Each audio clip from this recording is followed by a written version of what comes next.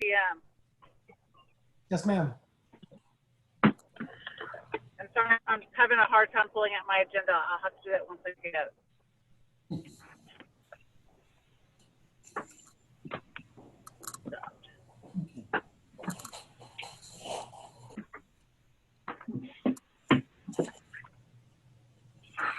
You've got a full house for everyone in attendance today, Mayor.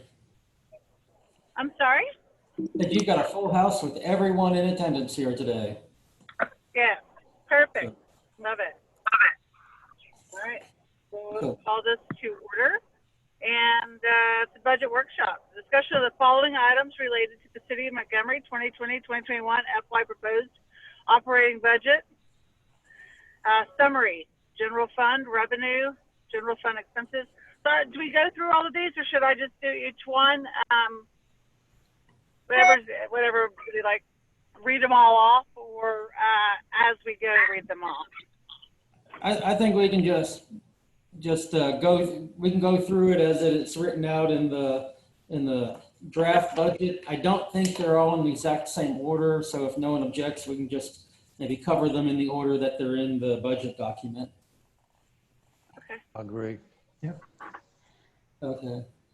And we're gonna, being that we're trying something new in Zoom this year, we'd already planned to try to be doing this with the bookkeeper keeping track of this in a live format. And so any changes that get made, we will have those numbers tracking. And so we're going to add that to our challenges here while we're trying this new. And so, Anthony, I'm going to ask you to go ahead and try to get this up through screen share, and then we can all look at the document as we begin. Just in the way of summary, reiterate some of the for the maintenance operations and INS split that was approved for 2020 is 0.2805 for maintenance and operations, 0.1195 for interest and sinking. This is a change from previous years. It'll allow you, as we'll see later, to utilize a surplus that has been building in the debt service fund, over several years, and apply that to debt service cost, within the balance of that money being in the general fund. Some of the things that you're going to see as we go through this include the FEMA Atkins Creek funds that were received. We're utilizing those to try to make some purchases at the end of this year that were planned for next year, so we can move some of next year's expenses into the waning weeks of the current year. Training and staff development expenses for the current year were kept low due to the pandemic. In the category headings, the category of actual 2019 to 2020, those are the numbers that are reflective as of mid-July and what we used for the amended budget. And so those are to be consistent. We're trying to carry those numbers through for what you've already seen. The estimate for 2019 to 2020 is the year-end estimate made at that time. The amended 2019 to 2020 was the amended budget. And so, that's for the general fund, and other funds it'll say adopted, and that was the original adopted budget. And proposed 2020 to 2021 is what's in this draft budget for next year that's up for discussion. And Anthony, we're kind of seeing 2 pages here. Are you able to concentrate and bring that single page larger so it makes it easier to read? Let's see. And while he's doing that, I'm also going to add in staff salaries and wages. I have included funds in here for a 2% cost of living adjustment and up to 3% merit raise for staff. But this is also not adding any positions from current authorized levels for staffing. So no new positions being added for this. And is the merit across the board, or is that just a average? The merit is meant to be up to 3%, but certainly not across the board. That's why I mixed that with the 2% cost of living. That would be across the board. The merit is strictly intended to be merit. So if someone is not performing, certainly all employees, while they may be good employees, they all don't perform at the same level. And the 3% merit should be reserved for those performing at the highest level and staggered downward. I would expect there may be some employees who may not qualify to 1%, or for other reasons might not be subject to even getting a merit increase, but they'd be covered by a cost of living increase. Right. I mean, because you're new, and we've obviously had a lot of turmoil and turnover, but, generally speaking, the discussions in the past have been that some people deserve negative, and other people, given where they are relative to what their peers are making, they should be getting more than what other people are to get them up higher, to keep them here. So, even if you're doing okay is 0, not 3%. Whereas, somebody who is a rock star should be making 5 to 10% more to keep them here. If somebody could lure them away for a 10% wage increase. So, you don't get paid 3% for doing okay. And 3% isn't going to keep a rock star here if their wage is out of whack versus their field. Yeah. Well, I'm certainly open to discussions on that, and when we get to the wages item, if council wants to give us some latitude for wider ranges on both ends, I'm certainly open to that. As you said, I've been here a little more than 1 year, so I haven't been privy to a lot of previous discussions. Right. And honestly, especially for those of you who are newer to council, council, this is a staff presentation, but council's input at the end is what goes. My feelings don't get hurt by changes made to the budget. This is the city council's budget, not my budget at the end. So I want to carry forward what the city council wants.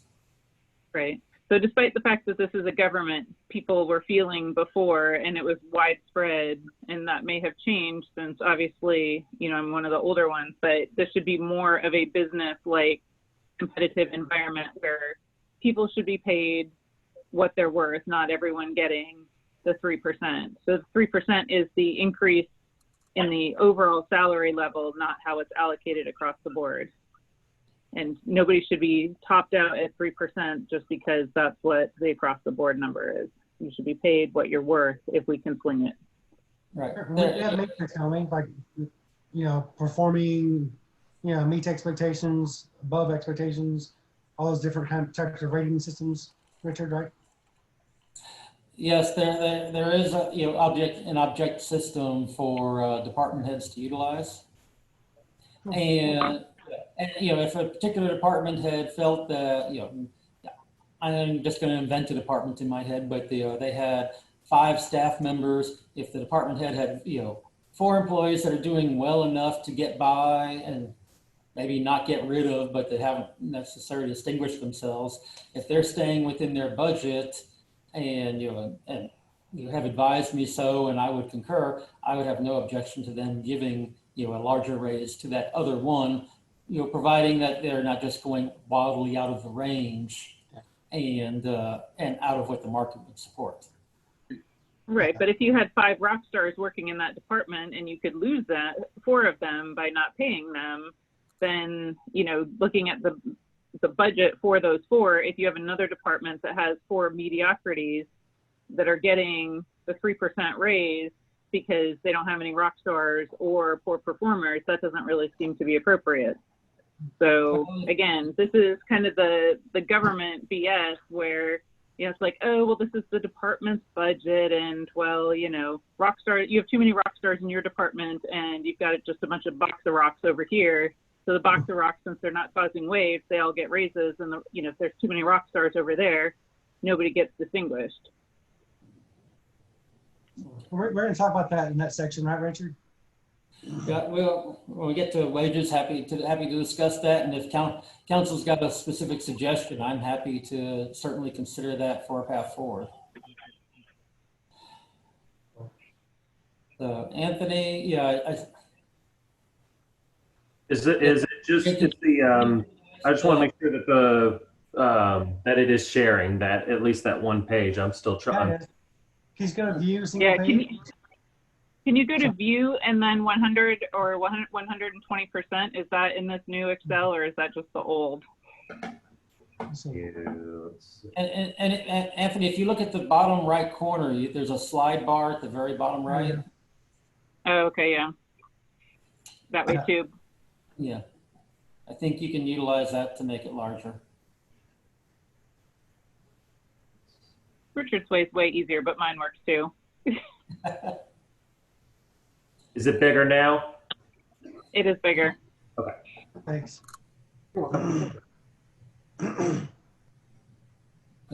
Is everyone good with that, or do we need to try to make it a little larger? You still have room on my screen that it could increase, Anthony. I don't know about everyone else's. No, not on mine. Okay, let's take it back Yeah, some. I can. Let's take it back. Yeah, I can't see the top anymore. I can't see anything. I lost y'all. No. I lost my video. Is this good or is this too much? That's good. For Okay. me. That's fine for me on a laptop, but I mean, most of us have the printout, so Okay. as long as I know where you are, and Anthony, maybe you can use the pointer as a, Sure. when Richard, We'll try to that'll make help a lot. references by page. I'm sorry. We'll try to make references by page number to make it easier to follow with the printed version. Right. Okay, this page represents the general summary of the funds as they've carried through to the totals, and we're going to look through each of these funds, in detail. We're on page 4. Randy, did you get your video back? No, it's still gone. I can hear you though. Oh, shoot. Do Okay. you have the printout, Randy? No, I don't see anything. You don't have the printout? You didn't print out the attachment from Susan? Oh, I have all the information in front of me. Yes. Okay. Okay, so that's all we're doing. Yeah. So Yeah. page 1. You may just have to follow on paper then, Randy. Yeah. I got a brand new computer yesterday, but the camera shows to be on and I was okay a while ago. So something happened. Well, we can see you, so don't worry. Okay. Yeah. All right. Okay. Well, on page 1, the primary thing I want to say is, we're projecting, a beginning and ending balances, for each of the funds that are either the same or slight increases at the end of 9/30/2021. And then Anthony, if you can move on to the page 2. So just one comment, though, we do drop like $2 million off of our total balance, and that's mostly out of the capital project fund. Yes, and those are funds that have already been received for project items, but not yet expended. Right, but that doesn't change the security of the city's financial position to lose money out of that fund. No. All right. Y'all are back. And in reality, we're converting those funds into infrastructure. Right. Okay. And you said you're back up, Randy? Yeah. I can see it. I can see it now. Okay. I'm still going to try to make references to page numbers. So if someone loses track and I stop doing that, someone please remind me.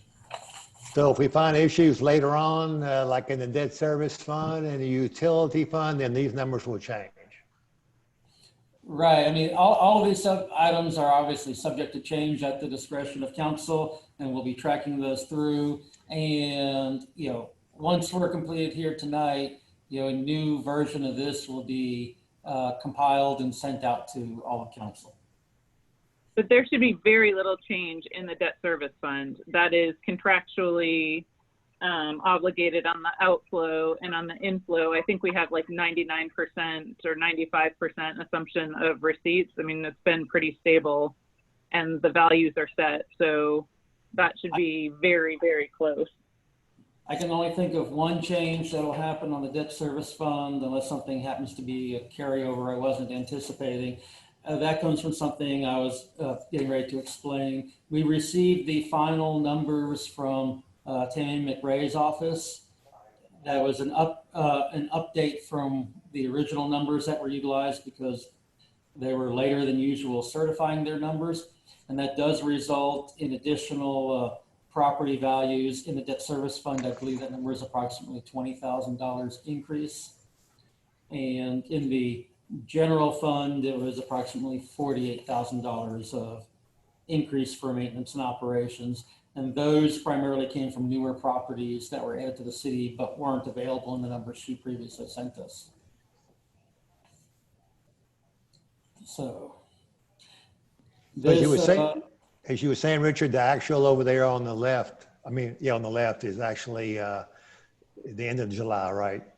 it was actually a mid-July number that we utilized at the starting process. And because that number was utilized in the amended budget process, I didn't want to change how that category was used since you'd already seen that. Okay. So, Anthony, if you could, these represent here totals of the general fund. And so Anthony, if you'll move to page 3, we could start with the revenue.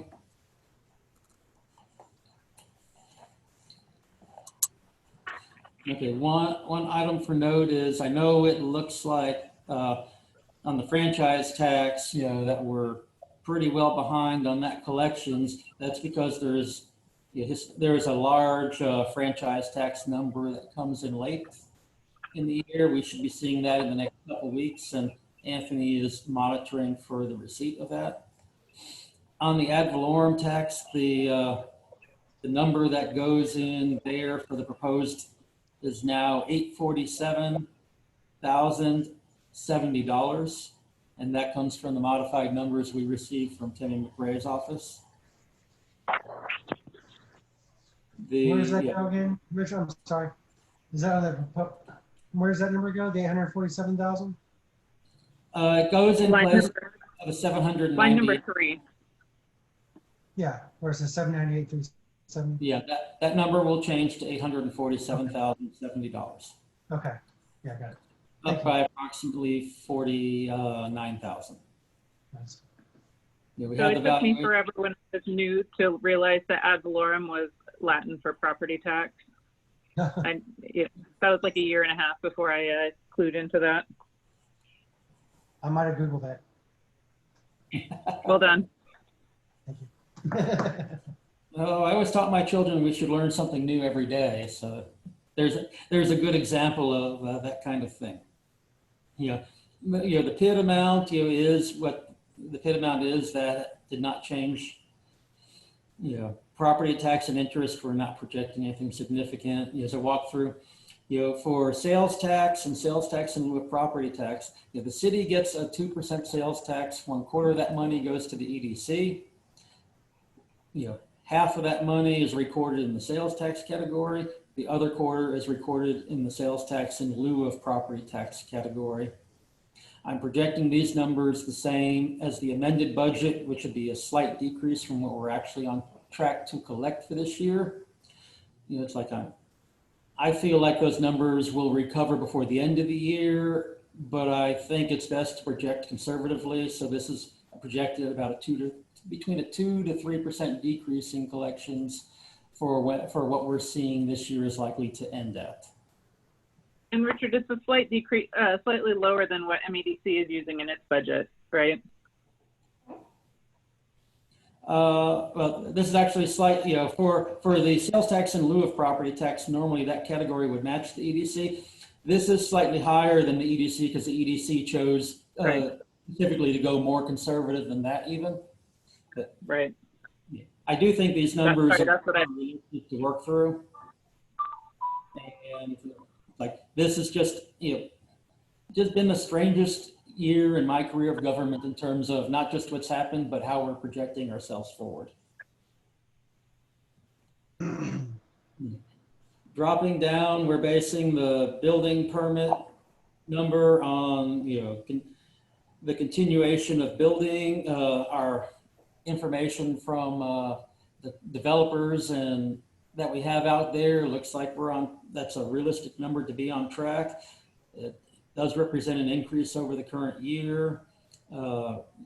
As you've seen on council, there's it's primarily residential development, but our residential development has been holding pace. We have in there. Although the building, sorry, Richard, the building permits, the revenue number is highly tied to the commercial building, not the residential building. So,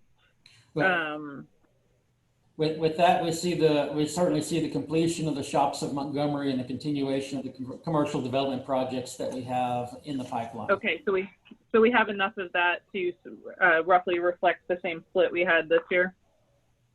Yes, in fact, we think it's going to be slightly higher with what's there. We have not seen any significant sign of the construction on either the commercial or the residential end slowing down. You know, whether that is something that changes in 6 months out, that's always a possibility, but we believe our projections are good for the information that we have. Okay. Yeah, and miscellaneous permit fees, there's a variety of them that are all categorized under one, and so we're keeping that, on track and just above with what we have this year in keeping with our activity. Community building rental, we took the community building out of rental for a period for the pandemic. We've returned that into cycle. So in case we may have to take it out again, we have a lower number projected into there now. We basically have that for the coming year just in case. Either way, it's not a huge source of revenue, but we're trying to be realistic. Right-of-way use fees projecting in with what current collections are. So Richard, if some of these, I guess, actual or lagging behind our estimate or budget quite a bit, and they don't catch up, they'll be corrected, I guess, with amendments next budget cycle? Yes, sir. What we'll do is, I expect this will be at our, it'll either be at the second meeting in October, could be at the first meeting in November, but I'm projecting the second meeting of October. We'll have the final year-end numbers, and is able to do, a budget amendment for the year that is just closed. And looking forward into the coming year, the city council is always able to readjust the budget. And right, and amending based on actual is what Darla asked us to do to remove one of our qualifiers on our audit. Yes, and I believe I mentioned this to council a couple of weeks ago, but we did do a mid-year review with her.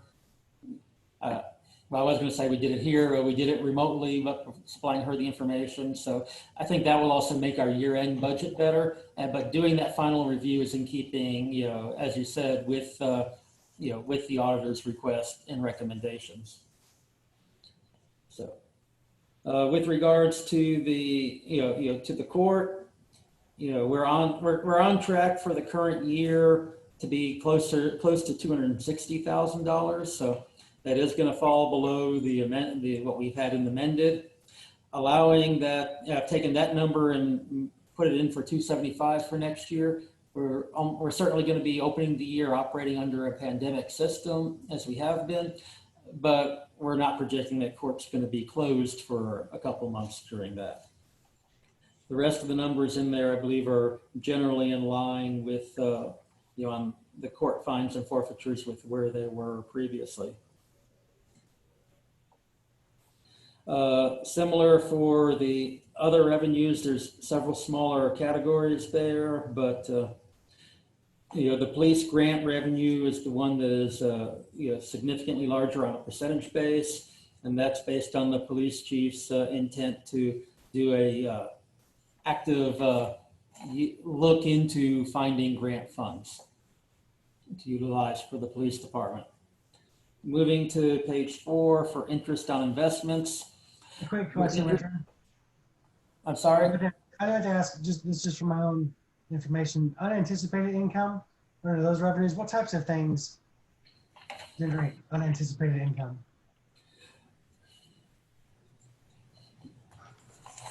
Or other revenues underneath the, just below the courts?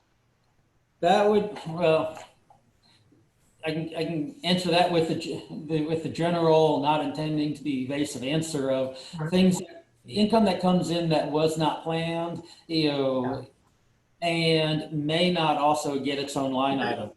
On page 4, we had a significant amount of unanticipated income with the FEMA reimbursement for Atkins Creek. But at $365,000, that needed to have its own line item. Right. Usually that category would be reserved for smaller items that come in. A lot of those you would see on on the utility report as miscellaneous income. Okay. And so those are the items that get categorized there. Got it. Okay. Thank you. Okay, interest. Moving to page 4, interest on investments. We put 5,000 in. That's about less than half, almost close to a third of what we had down for this year. Obviously we have very low interest rate. I know the federal government's intent is to try to get the interest rate to increase with some inflationary allowances. Regardless of what it is, I felt like we need to go with a fairly low number there and see how the year rides. And we're not putting any proposal in there amount for hotel motel taxes. It's been a small amount. I'm knowing exactly what the Jacobs timeline for opening is going to be. I felt it easier just to leave that as 0. We can amend that later if we start seeing any significant income, rather than trying to project around a project infancy. And obviously we've already received the FEMA reimbursement. That needs to stay on here for reporting purposes, but we don't have anything else coming that we're expecting to come in for that. MEDC contributions, those are at $47,500, for the year planned ahead. That's a slight decrease from the previous year, but that's because we're not projecting that they're covering a staff person's salary, and a $2,500 court security transfer. With that, we could move on to page 5, which is the general fund court class. Sorry, Richard, one quick, I just wanted to look it up to be sure, but MEDC is assuming $675,000 in revenue. So that puts the general fund at a $225,000 more aggressive for the full extra 3/4 of the pie, we'll call it. That's a big difference in terms of being more assertive. It is a big difference. I just want that out there. Okay. That's a big number. I agree with that. I mean, as I said, the MEDC chose to go more conservative than what I projected. I haven't had another month's worth of information to put this forward. I think these numbers are good numbers, but obviously we're dealing with uncertain times. Okay. Okay, moving on to page 5, beginning the ordinary expenses for the general fund court class. This breakdown is based on the projections for health insurance, the other insurance categories. Had Anthony work with staff in preparing these numbers down through payroll taxes.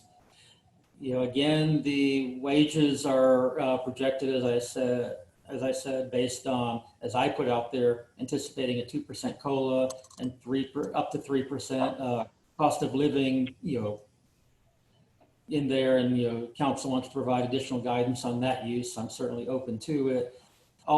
This is all planned based on the same personnel levels that we had authorized for the court for this year. And moving down to we then have the contract services and supplies, equipment and staff development. Kimberly's on the line. I'll let her explain and take the specific questions with regards to her department.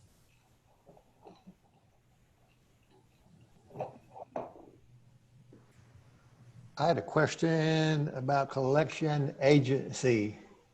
I think it's 16326.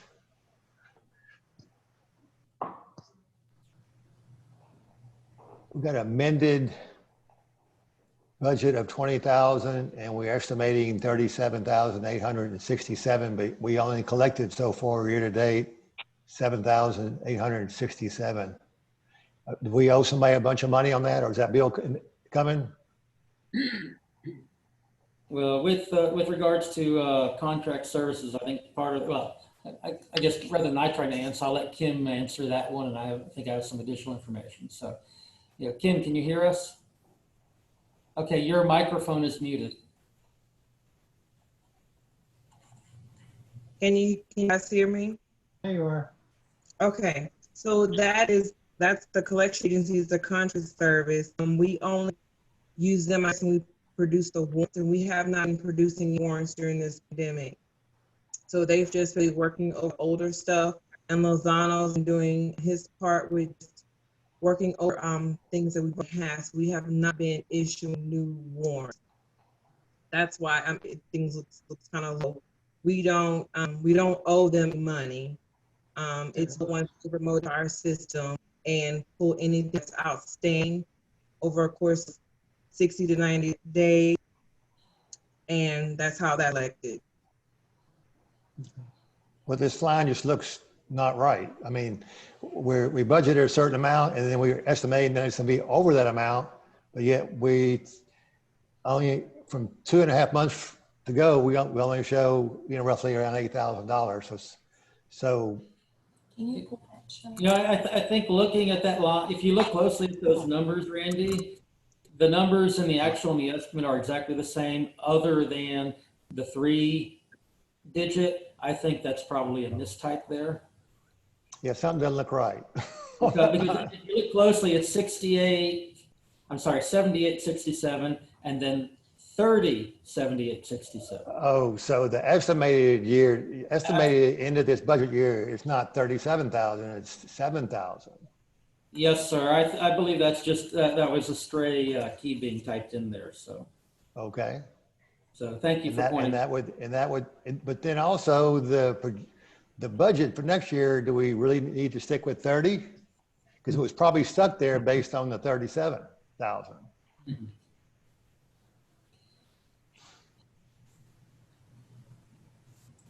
I'll review this again because the collections agency we haven't had to utilize them as much.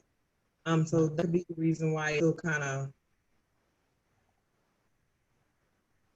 Okay. Well, 15 to be fair. Yeah, I'm looking back at 2018, 2019, and 2020. I can see all the budgets from all the way back. So yeah, I know in 2019 and 20 we had budgeted 40, but looks like we only paid about 12,000. So yeah, right. So it should definitely be higher than the 8,000 year to date. But do we really think we need to budget 30? I guess so. Yeah, it'd probably be good to look at that line. Okay, well, if that's something that, and it does sound like that's a number looking at changing, and, we can go ahead and, change that here tonight, because it does sound like that'd be a number to significantly bring downward. I think 15 would probably be more appropriate. I would think, based off those numbers that Randy was reading off, it has been much higher than that in the last 3 years.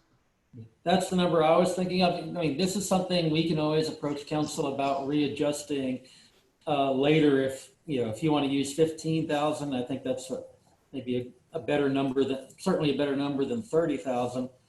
And if that ends up being out of line and we need more, we can come back to council for that. All right. You want me to go ahead and change it to 15 right now, or hold off? Go ahead, Anthony. I think so. Okay.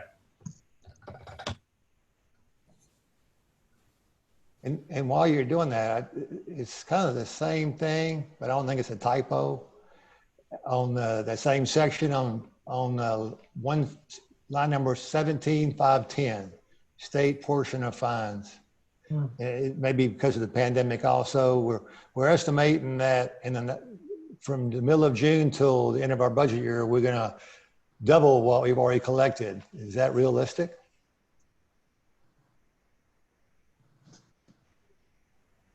I can't see they're gonna double from now. No, I wouldn't think so. If it took us 10 months or whatever to get 67,000, we're probably not gonna get 100 additional 60,000 in a month and a half or 2 months and a half. And Yeah, then well, yeah, that's based off of, they get a percentage of the fines, collect. As I said earlier, we had 300,000 in there for the amended budget. And I think the number was going to come in more at 260,000. This operates as off of a percentage of that, but I do believe, the numbers in there for the proposed year are getting back to a more normal year for the proposed part of the budget. okay. Yeah, I'm looking back. I see 170,000 one year, 150, then the next year 190. It's been all over. So. Yeah, I mean, in the last So haven't we caught up? couple of years, Oh, sorry. I was going to say the last couple of Right. years, we've had reductions in collections of those with less tickets being written in the city. This number should And we- actually just be a formula based on the revenue that you're assuming. This should not be a plug-in choose number. This should just be, you choose what your revenue assumption is, and then this is a formula, not a follow-on number, not a choose number. So Right. my guess is that we changed the revenue and we did not change the cost, like we should have when we did the budget adjustment. So it's roughly half of whatever we choose as our revenue number. So if you choose 275, then this number has to be half of that, which is a little bit less than 152. Yeah, I don't think we amended this So one. it's like 137 and a half or something like that. 130, 132 and a half. 132 and a half.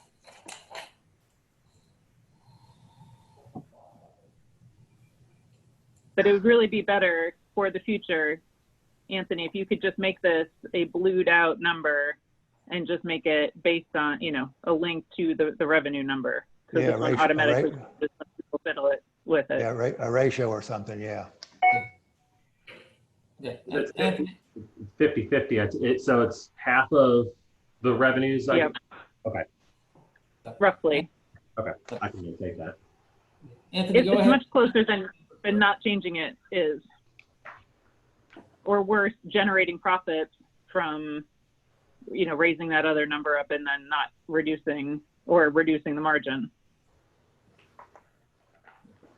So I think I got 137.5. If we're doing 275 for the fund, Okay.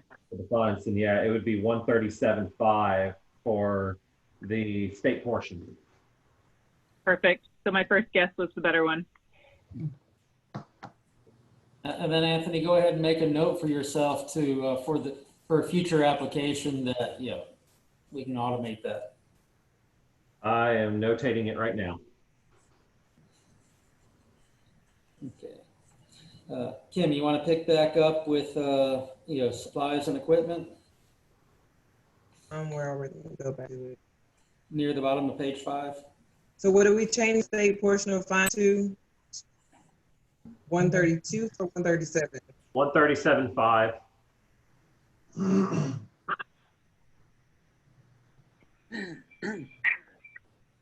So the uniform protective gear can stay up the same. It's only used for my part-time warrant officer. And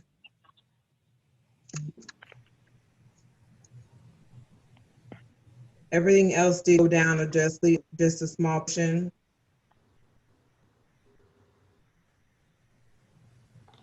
So there were no drastic changes on the supplies and equipment section.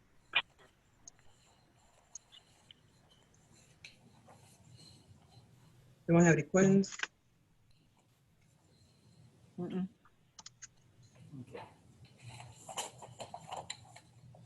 Yeah, this is just a observation. It would sure be better if the percent change would actually be off our, I guess, pretty educated guess versus our amendment. Sometimes I've seen it over the years where our amended or even our original budget continues to escalate at a small amount every year, but yet we're not spending the money. So sometimes the estimate would be actually a more realistic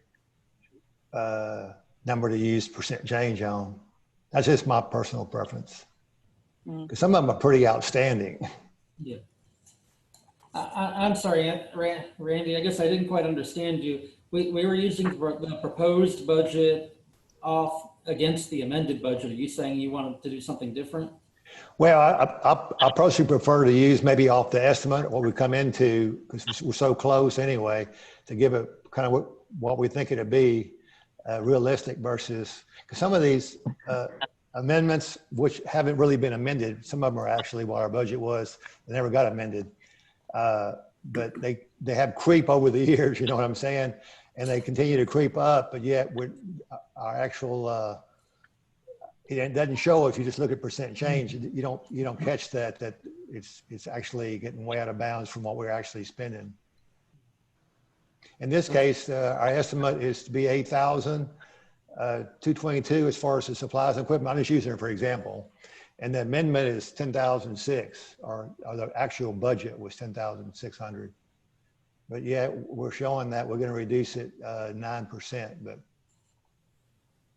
we're going to probably increase what we actually spent. So I see what you're saying. I see. Thank you. Yeah, that's just a personal preference, but Okay, and thank you.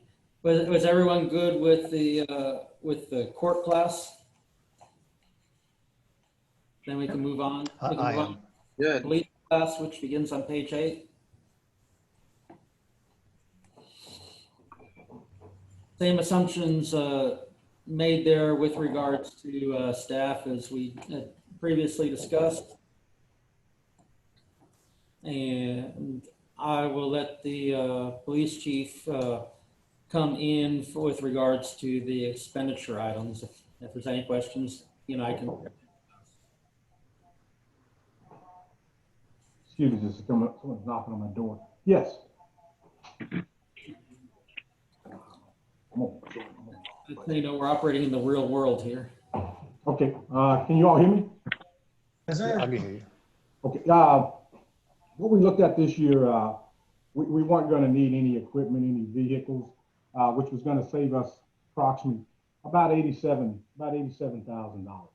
Now next year we'll probably run into replacing some vehicles, but at this point we did not need to replace any vehicles. So we've seen this as a chance to get some of the equipment that we needed and to upgrade on some of the things that we needed to upgrade on in the training. Pretty much, if you'll start with all in the gas, those things we increased just because that they will increase this year. The equipment repairs, we took that down because what we did, we took some of the money and we looked at our equipment repairs and we started a new maintenance program. That maintenance program allows us to catch up with those things before they get out of hand. And the steady maintenance on that takes that down. So when we looked at that, we were starting to save some money on it. Computer technology, we spent last year getting most of the computers that we needed. So we won't need to get any new computers. You can see that went from 10,000 to 3,000. If any equipment we'll need, it won't be anything that's going to be a huge expenditure. And if we start to looking at uniforms went up about $500. Last year was 8,000. This year it's 8,500. When we're talking protective gear is the outer vest and the inner vest that our officers wear. On those, we also use a grant on those. Just last Friday, we received back another $3,500 from that grant money that we used. So we keep the 7,000 in there just to make those purchases. But we eventually put that money eventually comes back to us. I think part of a few months ago we received about 2,700, and Friday I think we received another $3,500. So that replaces that 7,000 that we put there. Our operating supplies went up. Looks like about from it's 8,100 went up from that 5,500. Those operating supplies include CPA classes, those the rad gear and the trainer that we need for those.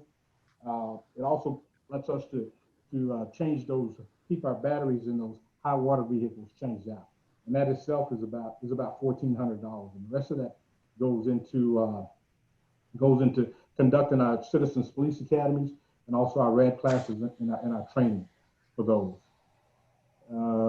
Stop me if you have any questions. Stop me. Travel and training. We went to what's travel and training. The travel and training, we used a new system called OSS. OSS gives us a lot of training here. I think it costs us about $2,700 a year. And the rest of those trainings will go out to send our people to. We need an accident reconstruction guy. We need a new rad guy. We need some crime scene specialists, and those things will help us. So the increase on that, along with that 2,700, came to about 20,500. And as I said, we've seen this year as a time to increase those things because of not buying more than $87,000 worth of car equipment. And we're talking about when we get down to the other one, just increase on the emergency lights and decals. Those emergency lights and decals are going to include putting in each car the back plastic benches inside of each car. It's going to give us the window covers on each side to put bars on each side. Keeps the arrestees from kicking out those windows and kicking out those and damaging those windows. So we'll put the bars on each side, and also for roof decals. When we're into if we're into a pursuit or we're helping to look for someone and we've got a helicopter or either Tomball's helicopter above, they can always read the top of the car to tell which cars are out there. So that's what those decals. Those decals will run us about $1,800. And so that's the increase on the emergency lights and decals. Patrol weapons, we had to replace our tasers, the tasers in the cartridges, the holsters in the cartridges. That was a 3340. And the other part of that is ammunition, which would have already been into the budget. And that's about $3,500. As far as any other increases, that was about it on the budget. Now, if you have any questions, please ask. When we get to wage part, I do have a comment there once we get to that wage part of the budget. Chief, I just had a question. You mentioned that you're not buying any new vehicles. Is it because you're not wanting to spend money, or I mean, do you? No, we don't need any new vehicles at this time. We're good. Okay, last year we replaced most of our fleet. We have a car out there that's and it's got like 47,000 miles on it. We'll need to replace that transmission. That car will work in patrol. Each one of our officers has their own car, so it keeps down the mileage and it keeps down the maintenance. And as we talked about earlier, we've started a new maintenance program that makes them accountable for the maintenance on that vehicle, and that maintenance is checked by the sergeant. So no, it's not that we just don't need any this year. Okay, so make sure you got. And Kevin, last year we had like a weird, like one of our cars got totaled in like a 1 mile an hour accident. Somebody hit it, some mail truck hit it. And so we replaced it, even though it wasn't, it's probably going to be replaced shortly, but it was a new vehicle not in the cycle of last year. So that frees up this year as well. Gotcha. So we got a lot of new vehicles last year without busting the budget. Good. No, thanks. So I have a question, Go ahead. Go ahead. I have a question kind of not related to the chief's budget, but it's in the chief's budget and it was in Kimberly's budget and it's in someone else's. It's like everyone gets hit with a $6,000 copier budget. And I know they're all on leases, but this seems crazy to spend like $24,000 on copiers and printers and that kind of thing. Is that standard? I mean, I've got my, $130, Epson that I throw away when I need new ink because it's cheaper to buy a new printer to get the ink cartridges. Is there a cheaper way to go for business copiers and printers and that sort of thing? Or, I mean, do we need to? Well, that fee does includes all of the toner maintenance, all of the parts that they have to be replaced. I have a good friend that runs a company called Documation. And, that's who it's with, yeah. That's who it is? Okay, yeah, that's pretty typical. Yeah. Yeah, Becky, that when one of those goes down, I mean, it's a pain. So as long as we know that there's somebody to call and we can get it done, I mean, I'm okay with that line item. It is free Okay. service, and they also come out and look at the printers and evaluate them, and they will replace them if something's wrong with them. So if we owned them, we would be stuck with them. And if we tried going the route of having individual printers, and it ended up costing more money with the replacement toner. So what we've done is we divvy up each department according to how many printers they have. So if a department wants more money, they can just figure out how to do with fewer printers themselves. That's correct. Okay. Chief, I got a question. Yes, sir. Under supplies and equipment for emergency equipment, line item 17010, you might have mentioned it, maybe I missed it. The 13,500, that's not a typo, right? No, that's not a typo.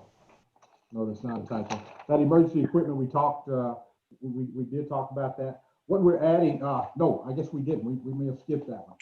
What we're adding on that, on the emergency equipment is defibrillators. We need AED defibrillators. The ones that we have are more than 10 years old.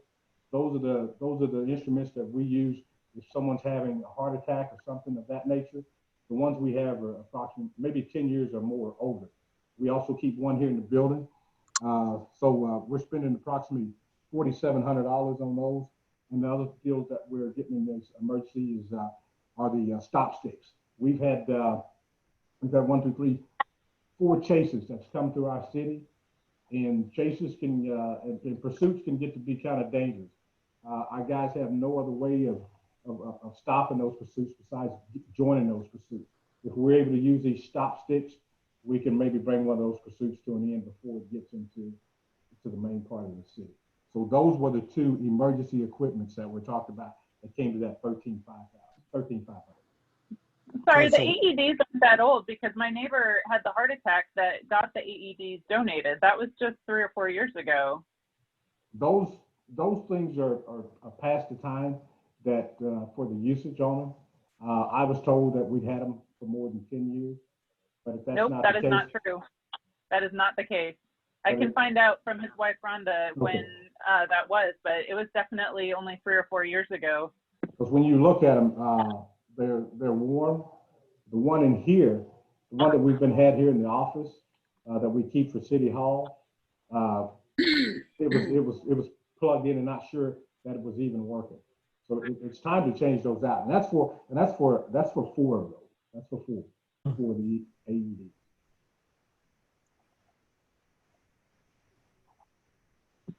Okay, the other one I had was training and the total staff development, 24,500. It's about double what we've done in the past. Is that special training for this class you were trying to have that got canceled? No, so what you're looking at, you're looking at the total 24. You're talking community relations and also dues and. Well, yeah, but most of it's coming from travel and training. Right, most of it's coming from travel and training. We're using a new training system, the OSS training system. That training system costs us approximately $2,400 to $2,700 a year. It keeps all of our guys up to date on any type of training that they need. We're able to just as you know, things were going with all the disruptions we've been had lately. They were wanting everybody to go back to a de-escalation class.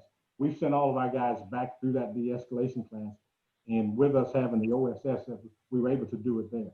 Also, we need to get the new accident reconstruction guy. We need to send an accident reconstruction guy. We've got about 4 people that we need to send to a crime scene school, and then we need to get a new RAD instruction. All those are accounted for in that $20,000. Yeah, because it looks like over the last 3 or 4 years, we've only spent usually around $7,000 to $10,000 for travel and training. But the more we do on the training, though, doesn't that affect your staff overtime cost also, because they're not in the city all at once, as far as maybe doing too much training in one calendar year? No, sir. It absolutely does not. Matter of fact, we're able to adjust those schedules when it comes to training, and we don't adjust schedules to where it's going to cost us overtime when someone's going to training. We look at that schedule and we adjust that training. If we have to send someone else, we have an A shift and a B shift. If we have to send somebody from B shift to work the A shift, and then we make that other up with the sergeant. So no, it doesn't cost us overtime for someone to go to training. Hey, Randy, if you looked at the police audit when Chief Solomon came on, you'd notice that a lot of our officers weren't trained. And even our previous chief was teaching classes that he was not even trained in or certified in. So I'm all for getting them trained, especially since we've got some new faces there, to ensure that everybody is up to speed on what there is changes in clearly what's going on in our law enforcement, and to ensure that they all have the same messaging, because that was not the case when I came in. Yeah, what about what we were spending the money on then? Big pardon? Oh, well, if that's the case, what were we spending the money on? I'm not sure what they were spending the money on before I got here, but it's all been allocated now. All training money is allocated for training. Matter of fact, this year we've used some of the money from our LEOS account. Our LEOS account is an account that's given to us by the state, and we've used some of that money once we ran out of training money. We used some of that money to get some more training done, and that's what that money is there for. So we receive about $1,100 of that a year, and when you receive that money, most of the time what you want to do with it is you want to try to leave it in that account till it gets up to about $15,000 or so, and then start to use it. I think we had maybe 4,000 or 5,000 in there, so we started having to use some of that money as well to get our officers trained. We can never have too much training, but we do also what we call a career development program. Our career development program, it takes each officer and it tells us where they want to go in their career. But wherever they want to go in their career, that also has to line up with what we as a department is doing. And as a department, I mean, we're not going to send you out to some sniper school when we don't need a sniper. So we're not going to send you to a sniper school. Now, if it's a school that's going to be something that we're going to need for this department and this community, absolutely. Absolutely. So accident reconstruction, crime scene, you know, at some point we want to be able to go to a scene and do our own crime scene. So we have to get people trained for that. But we won't be doing anything that won't bring value to this department. We won't be sending, like I said, anybody to any sniper school. We don't need snipers. Is most of this training kind of local, or is it New York City? No, most of it will be here in Texas. I think probably furthest we'll go is maybe San Antonio, but no, we won't be going to Las Vegas and Hawaii for all right training. Thank you, Chief. Yes, sir. Chief, I want to ask, what was Watch Guard? I'm sorry, I don't know. What was what? What was Watch Guard? I noticed that one. Watch Guard is the equipment that we use in our cars for our camera systems and for our communication systems with the county. Okay. Watch Guard is all of our radar systems, and it covers everything that's in that car. And it was a huge expenditure. Because once you bought a new vehicle, then we would have to put all the Watch Guard equipment in that car as well. So when you're talking, if we spent $80-something thousand on a vehicle, we were going to probably spend about $50-something thousand on Watch Guard. I see. And there's no money in there for maintaining that equipment or anything like that? Yeah, that's part of our equipment maintenance on here. It's part of what we do with our equipment. We have some maintenance in there for those. Okay, cool. Thanks, I didn't know what that was. Oh. Hey, Richard, just a comment, which we'll see a lot about later on my other comments. On the capital outlay, item number 17070, where I think we're pushing 15,000 in the future for a new car transferred to the CPF fund, capital improvement fund. What you'll notice, what I found later on, what you see is if you don't put a line number, sometimes those numbers don't get moved into those funds properly. If we had a line number, maybe where it was going in that fund, right after that word in car, would sure help if somebody's looking. I'm sorry, after replacement, it would sure help. Looking at the transfer trail, which you'll see we probably didn't do a really good job on when we get later on in the budget. I know that's been to a number of things elsewhere in the budget, so I will speak with Anthony about that so we can try to continue to tie up those ends going forward. Thank you. All right, Are you thank not allocating any money to National Night Out next year? Are you talking with us, ma'am? Yes, we It's way at the are. bottom under other. Okay, we put that money in operating supplies. Okay. And also, I thought some of that was related in community relations, Yes, correct? that as well. Okay. Giant slush fund. I mean, community relations.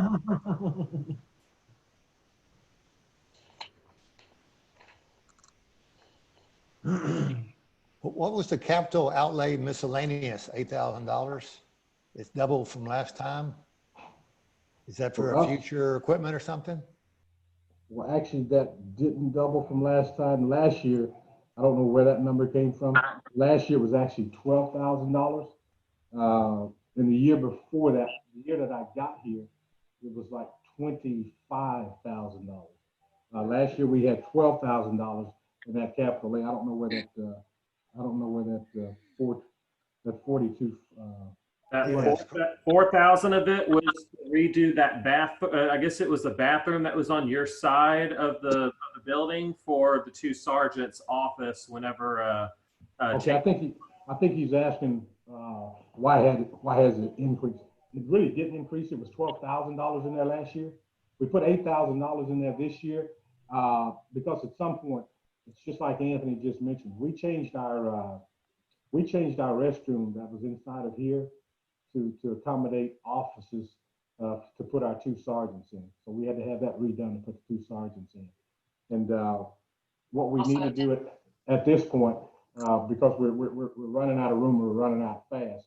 We're going to at some point need to change our patrol area. We need to change our patrol area and put in some new settings for the officers to sit down and do their reports. That's getting to be an issue. So that's what the 8,000 is for. Yeah, I have no issue with spending money on doing something that's required like that. I guess the problem I have is when you have a miscellaneous and it rises and it's not really earmarked for anything, it could turn into just like another slush fund. Well, yeah, like I said, when the first year I got here, it was 25,000. Yeah, I'm looking at it. 2019, it was 25,500. The year before it was 10,500, and then really 2020 budget was 12,000 before it got amended down to 4. Yes, right. That was a budget cutting item this year. Did you do your bathroom, or it needs to still be done? Yeah, it's done. It's done. We did that out of the budget. So what do you think you're going to spend the 8,000 on then? We're going to spend 8,000 on redoing the patrol area. Putting in, having someone come in and put in different slots in so we can get some office area there. We're going to have to take all of that stuff out. We need to utilize that space a lot better than what it is right now. It's just kind of all right. Thank you. In shambles. And Randy, that category is a good example of one where when we knew that we were cutting cost items and weren't going to utilize them, with the amended budget, we just held the line on that item coming from last year to this year because we were trying to keep the expenditures down. So yeah, that's a big cut. So, were there any other questions on the police expenses? We could make everyone happy by just calling it what it is. So if it's office reorganization or office rebuilding or something like that, then it wouldn't have to be miscellaneous. Well, that would be an easy category to rename for that purpose, because if that's what's being used for. It has been used for that purpose, for those purposes for the last 2 years. That's what purpose we've used it for. Right. I think that, I mean, I can't imagine Chief would have a problem with it since he intends to use the funds exactly for that, and that would make everyone happy in terms of transparency and accountability. And in the future, it'll keep it from becoming a fund where it just maybe is unclear expenditures that are just being authorized. Right. Right. And So Richard, I was gonna say, could you two work together on the appropriate naming of that fund usage? Yeah, if, I'll just ask Anthony Lasky if he'll make sure that he gets an answer from the chief and I on that this week. And I'm sure we can take care of that tomorrow. Yeah, once I get the new name, I can go ahead and replace it with that figure on there. So I can create a new line item for that. Yeah, I think it makes staff's job easier also, looking at the budget in the future. Okay. All right, we'll take care of that.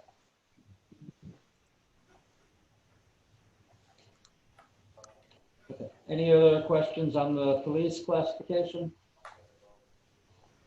Okay. Then we can move on to page 11, Public Works. All right. Good evening, Mayor and Council, staff. Started off on the personnel section. We did change a little bit on the amount of money that was coming out of personnel versus the water and sewer fund between public works employees and the utility clerk. So that's why it's not adding or subtracting employees. It's just moving the number of employees around to balance it out a little better on the water and sewer fund.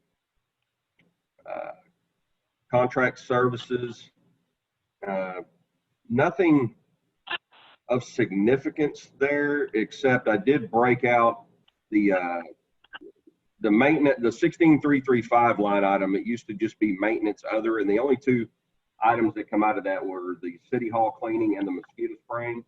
And I just separated that out this year. Clearly see city hall cleaning versus two lines down, the mosquito spraying. Are there any questions on the first page? Mike, on the engineering, the 16,322, Yes, sir. number on that. So was it 100,000 for next year or 49 for this year? Is that what it is? Well, it looks like the actual this year is 49 with the estimate of 95. Oh yeah. Okay. Gotcha. So we went with an even 100 for next year. Gotcha. So what you're saying, Mike, is my comment when I saw that first section under personnel, I thought maybe we were cutting staff or something, but I think you explained it okay. So you just shifted some of the financial load from Public Works into the utility fund, correct? Yes, sir. So you're shifting what, you kind of know the percentage? A quarter of it? Or maybe, no, more than that probably, right? 30, Well, 40%? It's number of employees, and honestly, I'm going to defer to Richard on this because it was ultimately his decision on exactly how we split it the best way. Well, and to answer that question,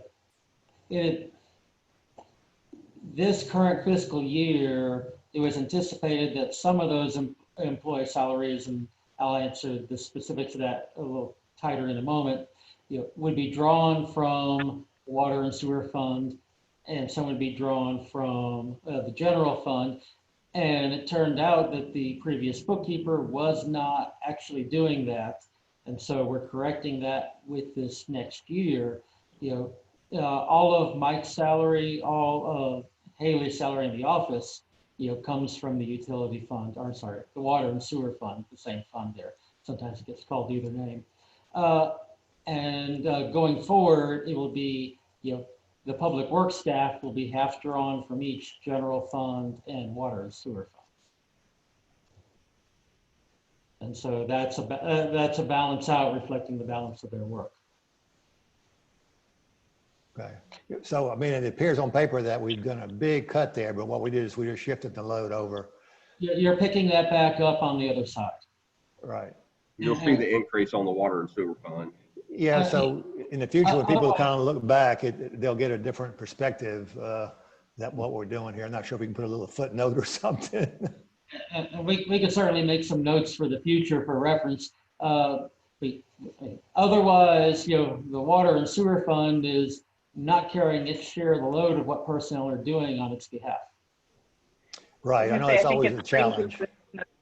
I think it's crazy to just assume that the guys out in the field are never working for the water and sewer fund. I mean, that's just not the case when you look at what it is that they do day in and day out. I mean, of course, you know, they spend time at the parks and on the roads and streets and stuff, but they are also, you know, doing a dominant portion of, or at least half of their work on the water and sewer fund type of activities. So the fact that the water and sewer fund was not in fact paying for those employees was crazy.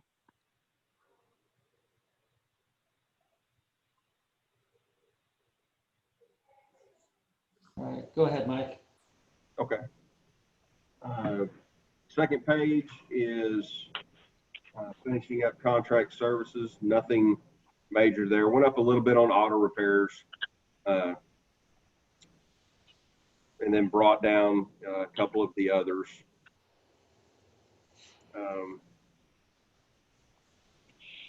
Yeah. Any questions on page 12? There's On nothing street repairs, Mike, we went down a little bit. Is this where y'all go in and use the asphalt to cover up the holes, keep the cracks, keep them from getting worse? No, Just something else. that one is actually the next line item, streets preventative maintenance. That's our crack sealing line item. The street repairs is anything that we do in-house. And it could be anything. It could be more than just asphalt. It could be like if we have to replace a culvert, you know, that whole job would go under street repairs. And then there's a separate line item for if we have a contractor come in. The contract labor streets is what we use to pay a contractor to come in and do street repairs.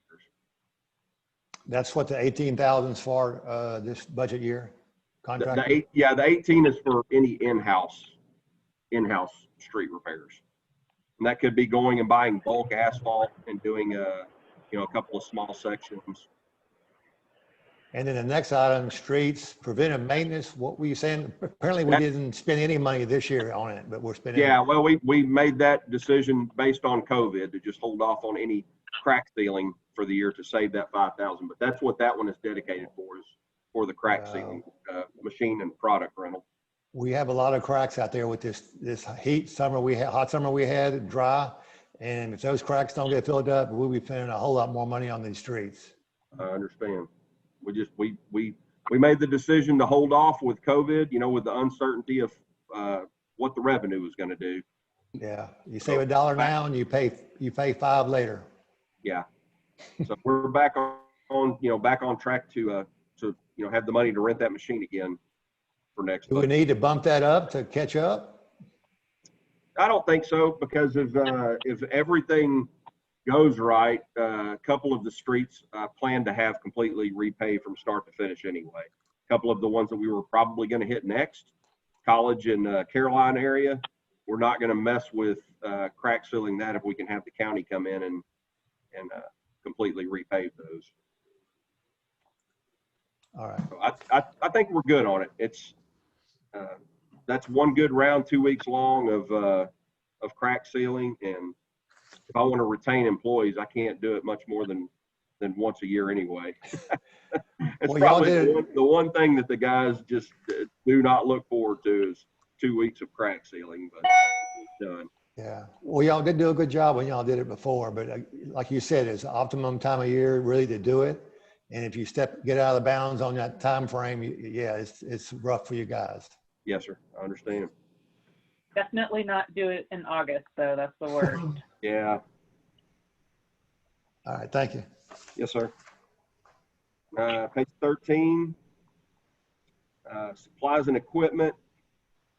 A lot of this was brought down due to obtaining some supplies early. Training and education. The one line item went to zero only because that we had two line items there. We had a training and education and then a travel and training. There's really only need for one line item on that. It's all for the same thing. So I just zeroed one of them out. Park maintenance, the 40 and 80% down on two of the parks. Last year we had put in to replace the restroom doors over there. So that was 1 year that we had went up 5,000 each on those line items. So we're bringing it back down more in line with what we typically spend over there on maintenance on both of those parks. So those projects were complete. So we brought those back down. Insurance, and then we get into utilities. Any questions on 13, page 13? Yeah, I noticed on Memory Park, our budget originally was 21,500, and we did an amendment for cost savings down to 5, and we actually looks like we're going to spend maybe 2,000. Yeah. Apparently, you had a plan for this budget year to spend $21,500 on doing some work over there. I did. We just blow that plan off, and now we're not going to do it for this next budget year, or we're going to go back and try to pick some of it up. Well, so we definitely put the plans on hold. It was to replace more sidewalks over there. I had put in an additional 15,000 just for the sidewalks.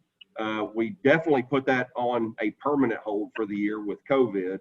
I would like to get that accomplished this next year, and it is on my second quarter list, what we're calling the second quarter list, if things go better than anticipated. I mean, I built the budget as conservative as possible, not trying to keep out anything that we could live without.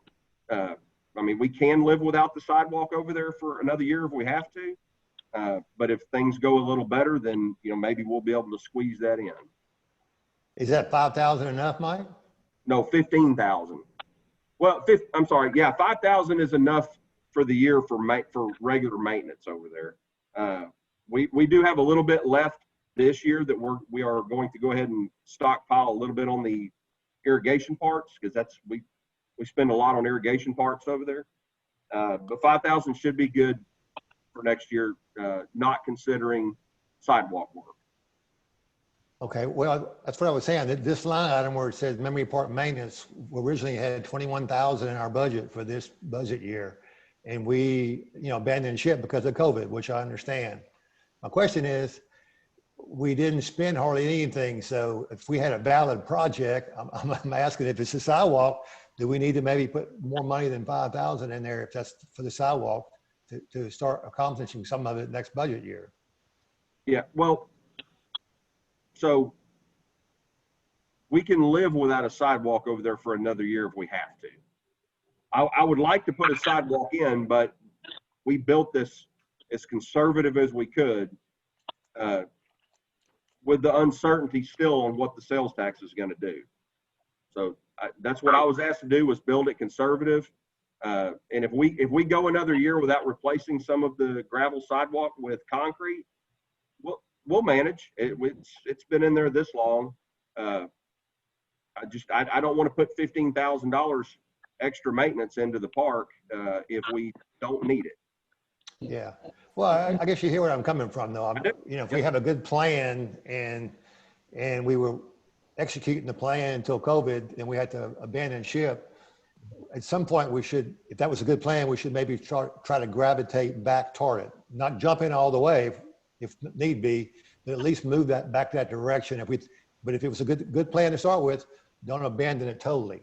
No, it's not abandoned totally. It will. So if we get into second quarter of next year and things are just have skyrocketed, on the revenue, then I will bring it back and ask if there's a possibility we can go ahead and amend that line item and put another 15 back in. It's just asking for it up front. We were trying to build it as conservative as possible. Yeah, because Randy, a sidewalk is Randy, a sidewalk is an either or thing. It's not like a tepid, like, let's try it out and see how half of it works.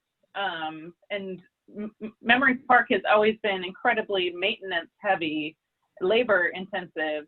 So what you're not seeing on here is the amount of hours that the guys are out there, and they're still doing that. And like Mike said, they're going to be stockpiling the parts so that they have the parts that they bought in this year's budget to spend next year. So even though it's not necessarily in the dollar amount next year, they'll have like the CapEx that they bought this year to spend next year while they're out there with their labor, which again, we already talked about is not going down as well. So it's not like we've been derailed. It's just the either or to sidewalk or to not sidewalk that that's the only thing that's on hold. It's not maintenance. It's not all going downhill. It's just the sidewalk. Yeah, but back to my point, the total there for maintenance for all our parks was $46,500. You're not seeing that right here, okay? That's what it was in our budget that y'all approved last year. We had apparently had a good plan to do certain things, and I know COVID changed those. But what I'm saying is we probably scratched a lot of those, and I want to be careful when we go forward after hopefully we'll get out of this COVID situation that we don't go back and pick up some of those things that we left off. We went from 46,500, which is not, you can't see there. And we amended it down to 25, and we were spending roughly around 20, it looks like, and we're going to drop it down to 16. So do you have specific concerns? Because the guys, again, with not very much money, but an incredible amount of labor, also replaced rotten logs at Fernland and chinked all of that and whitewashed all of that, which is a lot of hours, which shows up on the amount of time that they spent in the labor line item, but not necessarily in what you're talking about in the CapEx portion. But again, that's a lot of long-term durable improvement in the parks themselves. I mean, are there issues that we're talking about, like specific things, or is it a sidewalk? And like Mike said, he spent $10,000 on doors that he doesn't need to spend $10,000 on next year. Yeah, that's another factor of that 46 is the $10,000 on the restroom doors. But yeah, I mean the sidewalks are not forgotten about. I'm physically looking at my second quarter list right now, and it is the second item on the list that we'll revisit if possible. But like I said, we were asked to build a conservative budget. That's what I tried to accomplish, was build it.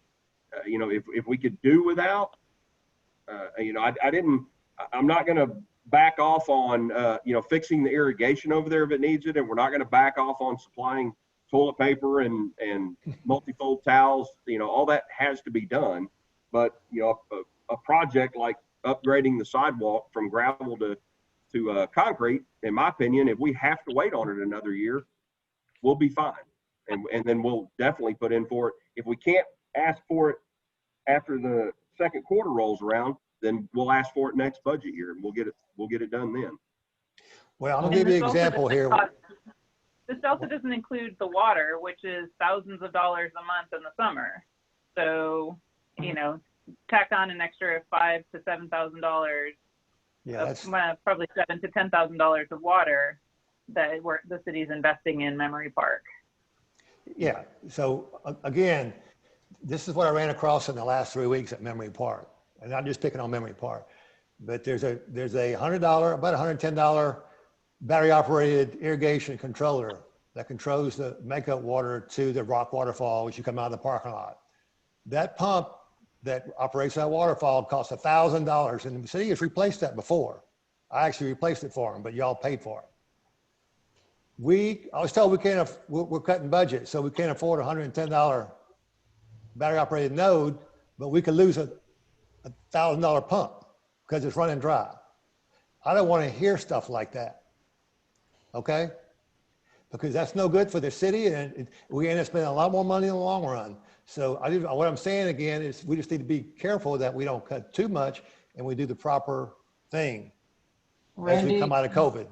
Yeah, Randy, the department heads are quite cognizant of that. You know, while my instructions were to try to budget as conservatively as possible. If sales tax revenues come in ahead, then have a list of items, especially in the case of public works, especially like the items we're talking about now. You know, that, you know, if say, you know, sales tax aren't where they're projected, but they're 10% higher, you know, that's potentially a significant amount of money that can be applied to these. But I didn't want to plan a budget assuming that would happen and then we fall 10% short and end up where we are now on revenue.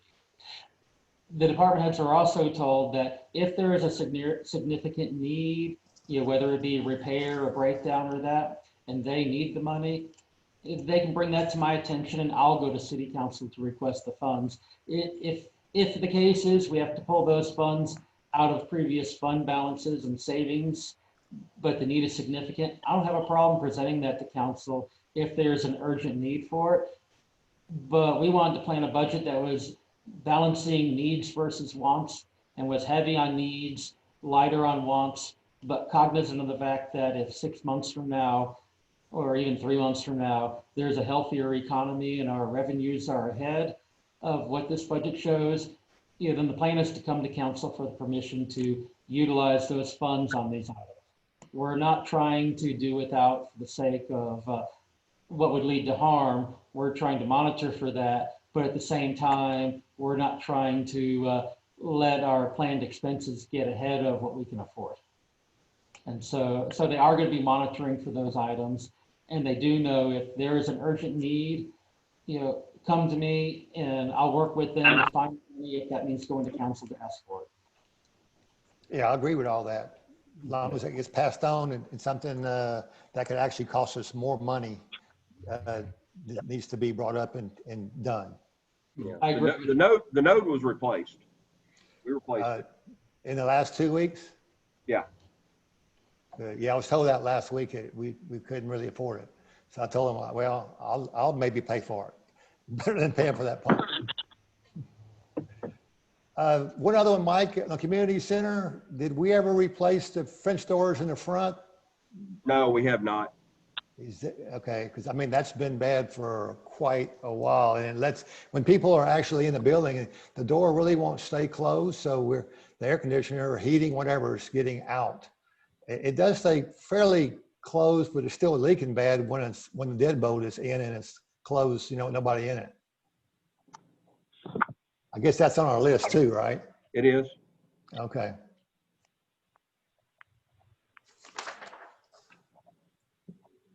Any more questions on page 13? No. Okay.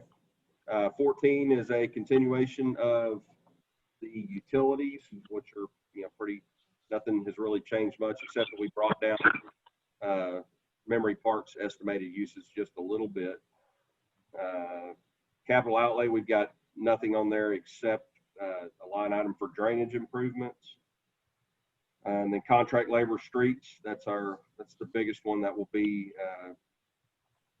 any contract work that's done for the streets. And hopefully the majority of that will be the county coming in to do work at the cost of materials only. Any questions on 14, page 14? So this miscellaneous contract labor for streets is different than the other one we saw for, was it 12,000 or whatever it was? Yeah, well, this one is for contract labor to come in and do streets. The other line item was for staff to take care of anything that staff takes care of. Okay, on your drainage, do you have any, that's kind of miscellaneous drainage that needs to be done on the fly? Is that what that's for? Because I know there is some drainage and ditches in Buffalo Springs that probably need to be dug out. I know folks don't like somebody digging in their yard because they lose their grass, but we got some ditches that run over our road when we have a good rain that actually cross the road. I know years back you'd done some around Harley, but there's some on Berkeley that are doing the same thing. Yeah. Would that be enough to cover that, something like that? Yeah, because there's not a lot of materials involved with that. Honestly, most of what comes into play on that is repairing irrigation systems whenever you dig through them and have to make repairs on them. So that's mainly labor for those types of projects. All right, thank you. Yes, sir. Hey, Mike, what is miscellaneous?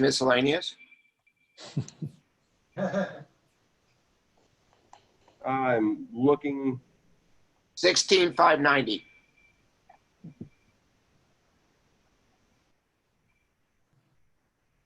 Well, it's just a line item that is. Honestly, I'd have to get with Anthony on what has come out of that this year. I mean, it is just a miscellaneous line item to have one there for anything odd that comes up that just doesn't have a good place to put it. I don't have an answer as to what 8356 went into this year, but I can definitely look at that and get an answer. Okay.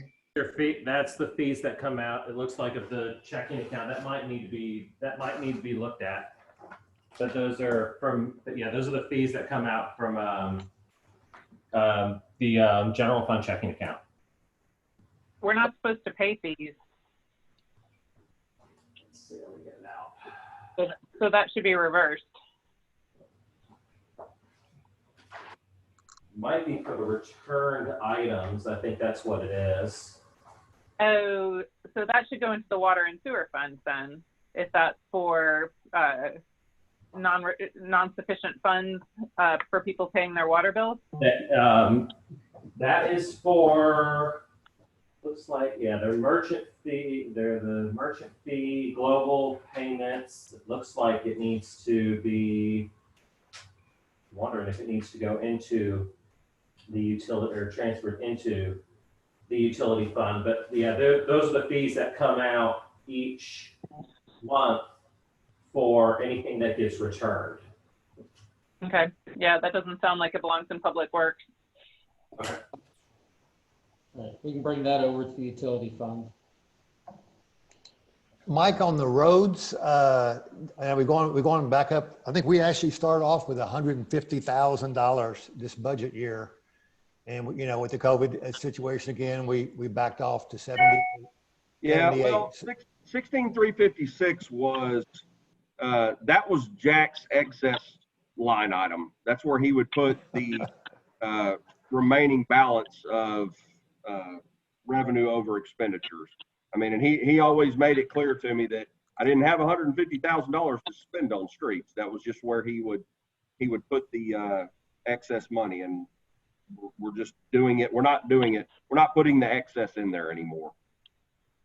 So this is what we plan on spending on the streets, right? 90,000. That's what we have in there. That's what we have in there.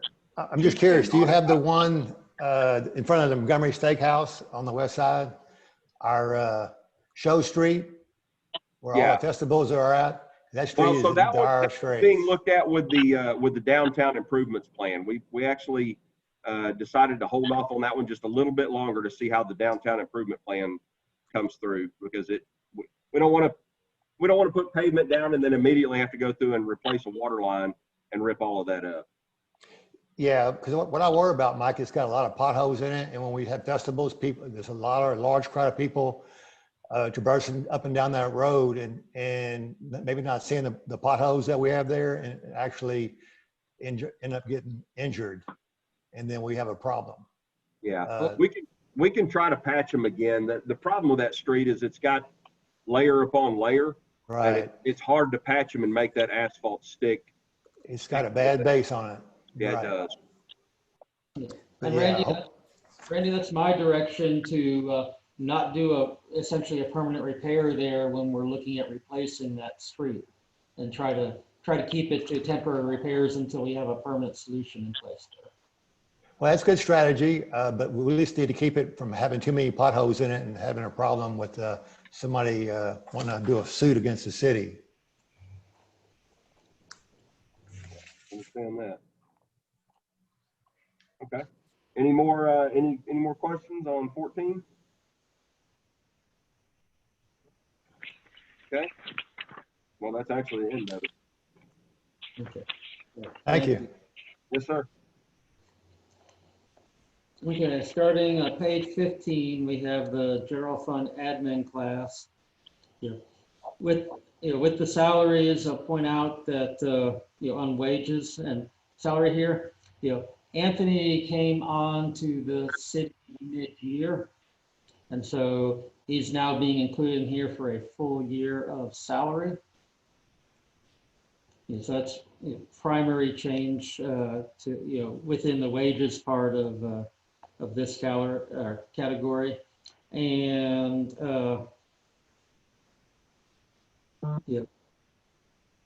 we're I guess let me also say something that'll show up later, which is related to that. We had previously used municipal accounts, as the sole bookkeeper accountant for the city. They're now operating in a secondary capacity. Ultimately, in the long run, I'm looking to replace them both in their capacity as investment officer. When we have Anthony fully trained to that, and look for other assistance locally, to help with minor bookkeeping that'll be much more cost efficient than municipal accounts. Dropping kind of, the same assumptions were made on with regards to employees here, that we're keeping the similar staffing in place, or same staffing in place. And sorry, Richard, back on that. So why do we have accounting at $50,000 if we have Anthony up in the personnel line? And I assume he's also in the utility budget too. Yeah, yes, and the $50,000 is the annual cost for municipal accounts as they currently are. I left that in there for them projected cost-wise through the year. I do expect to win during the year. I would, be able to transfer over. I'm hoping in a couple months. But I figure they're charging us $50,000 to be chief investment officer. No, investment officer is one thing. They're reviewing our reports. They assist Anthony. Our contract with them is for a certain number of hours, each month, and that's where I want to look into bringing someone else in, and ultimately, and hopefully in about 3 to 4 months, sever the ties with municipal accounts completely. Okay. But I figure if I planned that amount in there for the full month, if the worst case something happened and we kept them as it was, that's fully funded. More than likely, we're going to see a net on the positive side. Hey, Richard, just real quick on the wages side, this would include me the full way. This does not include me as far as the utility side. This would be discontinued. It would be just full 100% out of general fund. All right. Thank you. Okay. Just want to clarify. Thank you, Anthony. Cleared that up. You only work for the general fund, not for or you're only split, or you're not split between the utility fund and the general fund the way municipal accounts used to be. That is correct. Yes, ma'am. Okay. That's much clearer, actually. Okay, coming down, starting with contract services, sales tax tracking. That's one case where in the next couple of months, I'm looking to bring that onto staff. I believe that's something that staff, primarily Anthony, would be able to take on. And so I've left several months in. I'm looking, for Anthony to pick that up early next year. Again, hopefully sooner, and I can save some of that money for the budget. But but I am projecting hard to bring that on, during this fiscal year, and bring that into an in-staff item. Record shredding category, jumping down, auditing, those costs are going to go up with doing a mid-year review as well as a peer review, but it won't be twice. And so that's based on numbers provided by the auditor. Also, legal, that's an estimate based on the current year. The current year is down, a bit because, from the actual, when we brought in the new city attorney starting in March, part of his early contract was he would work the first 2 months at no salary. He also had not submitted some of his bills, so they could not be calculated in the actual category. And so we projected the estimate higher. We have since received, during the process of getting those paid. So that's one reason. That's the reason that category line would be appearing to be out of balance. Engineering, there are really, limited, if any, need for engineering, in the admin classification.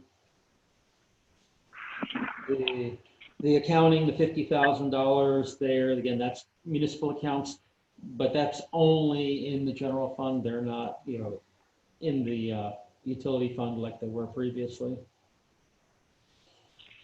And most of these basic expenses here, we have similar to what they are current year: computers, website, postage, delivery, COVID-19 supply. Sorry, Richard, can you go back to contract services, inspections and permits at 0? So where are our inspections and permits expenses if they're not here? Because they're not in public works, they're not in police, they're not in court. Where are they exactly? Because you've got the revenues in the general fund under building permits of $245,000, and this is a margin business. It's a pass-through cost, kind of. Not utilities? Well, but then the revenues can't be in the general fund, Mm. and it's not a utility business.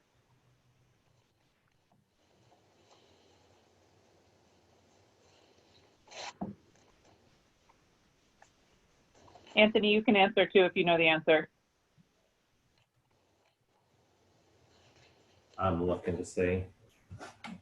Because this was a big problem last year in the budget because it expanded basically $150,000 worth of profit, and that's not okay. And if you don't have any expenses related to it, then that's $245,000 of profit, which is also somewhat problematic.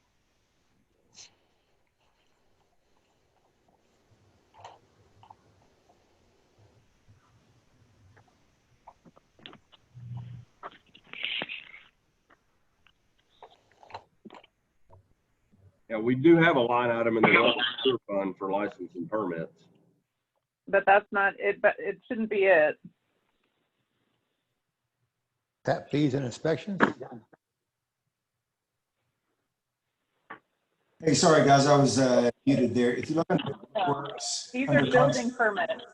if you look under, do you guys hear me? Yep. Okay, 16299 under public works, page 11. Okay, that's where I was. 299, got it.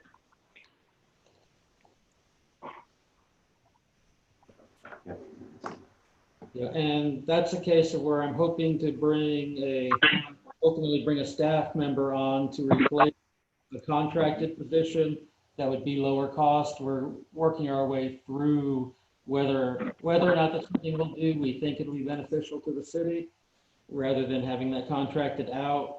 But for the time being, we're leaving this in the budget the way it's been until we're certain, and then if necessary, we'll come to the council for a amendment to the budget. I think I haven't done the numbers yet, but I think you're expanding the margin on this.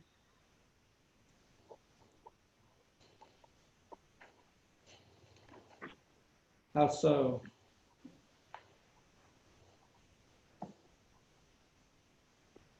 You have $225,000 of revenue and $186,000 of cost, and $245,000 of revenue and $192,000 of cost. Okay. Yeah, I'm looking at the 2020 proposed budget, and it shows 2019 and 2018 that have that same line item, but there's $0 all the way across on that one. I guess somebody added this one on an amendment or something. Yeah, it may have carried forward as a 0 because it was previously used and then not continued to be used.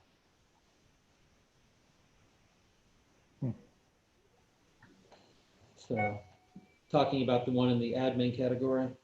Yeah, the 16,299 in our old budgets, it's line items there, but it's zeroed out all the way across. I guess in 2018, it's showing $178. Yeah, I can get with Dave and Anthony tomorrow and look to make sure those are, that there's not some inflation going through on between the income and the expense side. Yeah, you've expanded it from a 17% margin to a 22% margin. So it's becoming more profitable from last year to this year. Okay. Well, we're looking at the numbers individually. We'll push them back together to look at the income versus expenditure. Yep. So that should be another formula that Anthony forces it to be based on actual experience rather than hoped for. Thanks, Dave, for finding that. I totally missed it.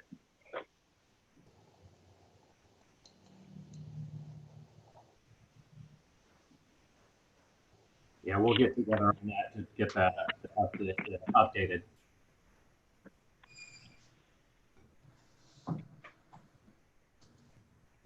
Going through the, again, page 15, the contract services, for the most part, we're looking similar, slight increases. I want to draw particular attention to the election category because, while we did have some election expenses, earlier this fiscal year, this current fiscal year inspection or election has been pushed into next fiscal year. And then there is a May election in next fiscal year as well. So this current fiscal year and next fiscal year are certainly going to stand apart from past examples or future examples for what election expenses will be. Yep. And we're starting to have some election expenses, right now. So we're going to continue to have current year election expenses, with the bulk of them being, in the next fiscal year for the November election.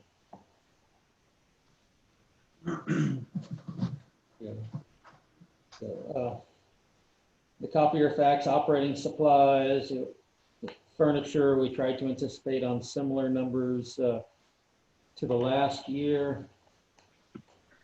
And page 16,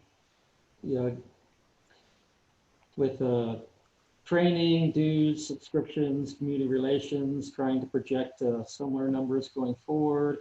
Other than with training, we think that we'll be seeing some decreases in the cost of training to some degree, but with regards to not having travel, but we're also finding ourselves in a position where we'll be making up training next year, that was displaced from this year. I know I personally had a couple items that I was registered for that have been canceled and are going to be that I have to take. And there's other training expenses that other staff have as well that way. For the insurance, insurance is based on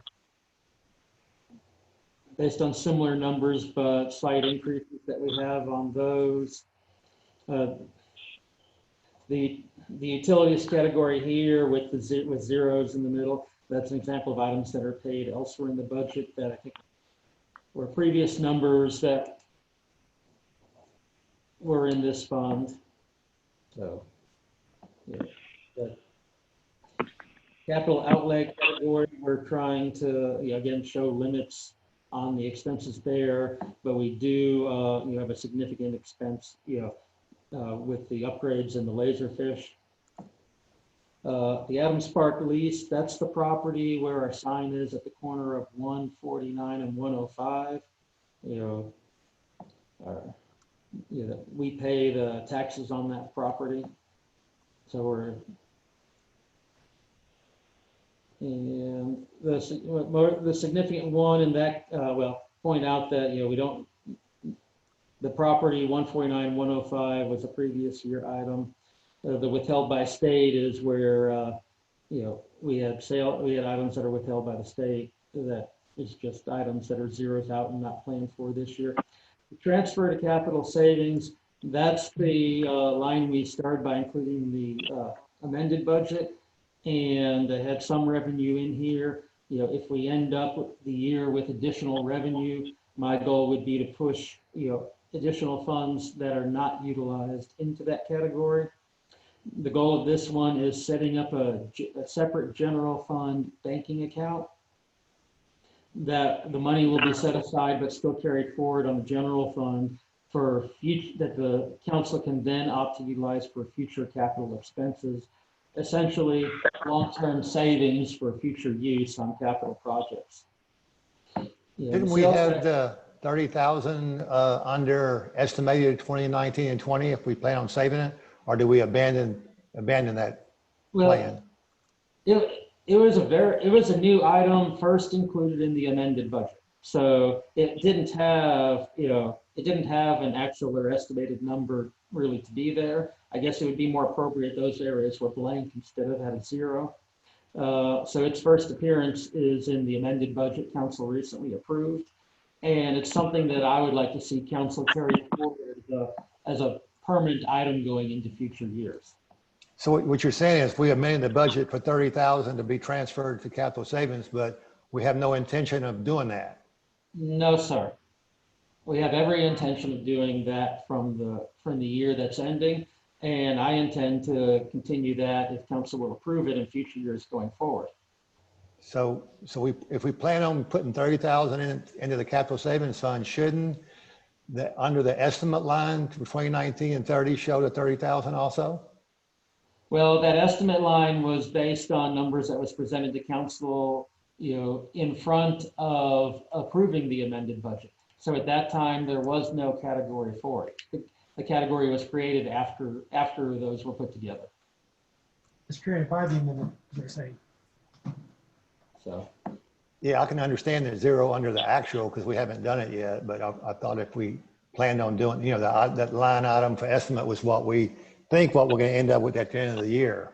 Okay, well, I'll ask Anthony to correct that and put a 30,000 in the estimated category. Under capital outlay. Category as well. Under capital outlay 17,071 computer equipment. It shows year to date we only spent about what $3,300, but we think we're going to spend 37,000 by the end of the budget year. Are we fixing to buy a bunch of equipment? That's one item that we put a hold on with the pandemic, and now we're trying to utilize when we had additional funds come in from FEMA. That we're trying to utilize those funds, so it will spend more within the category to spend up towards that number. Okay, so you are planning on doing it before the end of the budget year. That way we don't need to go ahead and put the 37 in the next year's budget then. Yes, sir. Okay, great. With the sales tax rebate, those are based on, if it's the ad valorem tax, the actual number with regards to sales tax, the anticipated numbers, the sales tax rebate with Kroger, they've had additional revenue there, so that's one reason, the sales tax, rebatement category is going to go up. The other is that we have the kicking in of the agreement with the shops, which Chick-fil-A primarily just opened. We'll have other shops opening, so those expenses are going to go up as well, and so those are in here. And so that carries through the bottom line. Are there additional questions related to the admin fund? I guess I will say that when you see at the bottom line, the net expense for, is a 2.5% increase for the admin fund. If it was not for the increase due on the sales tax rebatements, that would also be a decrease. But those are expense items for this fund. And so those are expenses that we will have on this fund. I did have one comment on back again on the transfer of capital savings. Is that all you think will be available to save next year? Is $12,600? That's pretty lame in my book to say. Yeah, it is like, as I said before, I think there's an opportunity for sales tax revenue to go up, but I did not want to bank on that and us to put expenditures on the books and then be operating at a deficit. And also, as we've gone through here, I think we're going to end the discussion in the general fund, in a positive sense, and we could direct the balance into that, unless council have some other place that would rather direct that money. Can I just ask as well if you add maybe even just $1 in there, but we had talked about the general fund needing to add to its surplus so that it has more months of operating surplus, I guess, being that, your fund balance as a function of the months of your operating expenses I would like to see the city building that, because as the city grows, if it does not add to the surplus, it automatically decreases the number of months of surplus that it has. And I think that by adding it to the budget, it at least brings up the debate. Obviously, this is not an easy year to add to the surplus at all, and if it, but it highlights the uncertainty of life and the potential need for having a strong surplus in the face of adversity and uncertainty. I would like to see us have more comfort in our surplus. What we could do is add a line immediately below this one, within the same miscellaneous category. And I guess, I don't know if we would call that transfer to surplus, or I'd be willing to take advice from Anthony on how to label that. But, we could essentially split any remaining funds equally between those two, or a different ratio if council would prefer. Right. Well, even again, just as a dollar, so that every year you talk about what your anticipated months of surplus is and how this budget, whether this budget is the one that you can add to it or whether you're still comfortable. So if our general fund projected balance at the end of next year is 1.8 on a revenue of 3.8, so you're under 6, but not by a huge amount. Okay. So that's probably relatively okay. But again, I think that's a discussion to have every year, not one to just wake up and you have 4 months of surplus or 3 months of surplus and then no ability to do anything about it on a short-term basis. Adding to your surplus is a long-term proposition. Yeah, I think I remember we used to have almost a year at one time early on, but we slowly whittled it down. So that's a good point, Rebecca. Well, the number itself has grown quite a bit, because I remember attracting some scoff because I said, well, you can't really buy much for $1 million anymore. And people thought that was hilarious. That's exactly right. So we've actually been adding to it, but the city has been growing so much that as a function of the month, it has been falling. Right. Month or ratio, yeah. Okay. So again, add it into the budget. So even if you add $5 or something just to keep it on the table to be discussed every year, are we comfortable with it? Do we need to do anything about it, and how quickly? Okay, then I think that's a good place there to then add the category, and even as you say, just minimally funding it then forces the conversation. And right. And then perhaps in a year or two, we have a year that is likely to have a large surplus, and then it gives you a place to aim that surplus without just spending it for the sake of spending it. Right.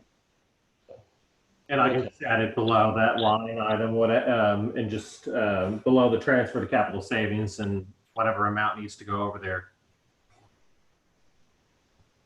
Right. I think it's a great place to have it and just have a discussion if there is extra money, because it's all about the future, capital projects, capital savings, and just unrestricted money in case we have an emergency.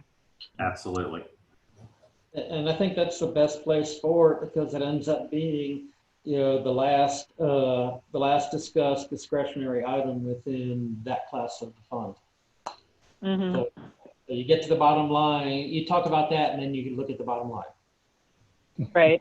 And one more item that we had talked about during this year was the Lone Star Loop potentially needing to be a self-funded project, in that Houston Galveston Area Council, if we're waiting for their funding and looking for a government grant, the costs, and you just have to look at the Buffalo Springs Bridge to realize how much things cost, once you get involved in grant money versus what it would cost if you did it yourself.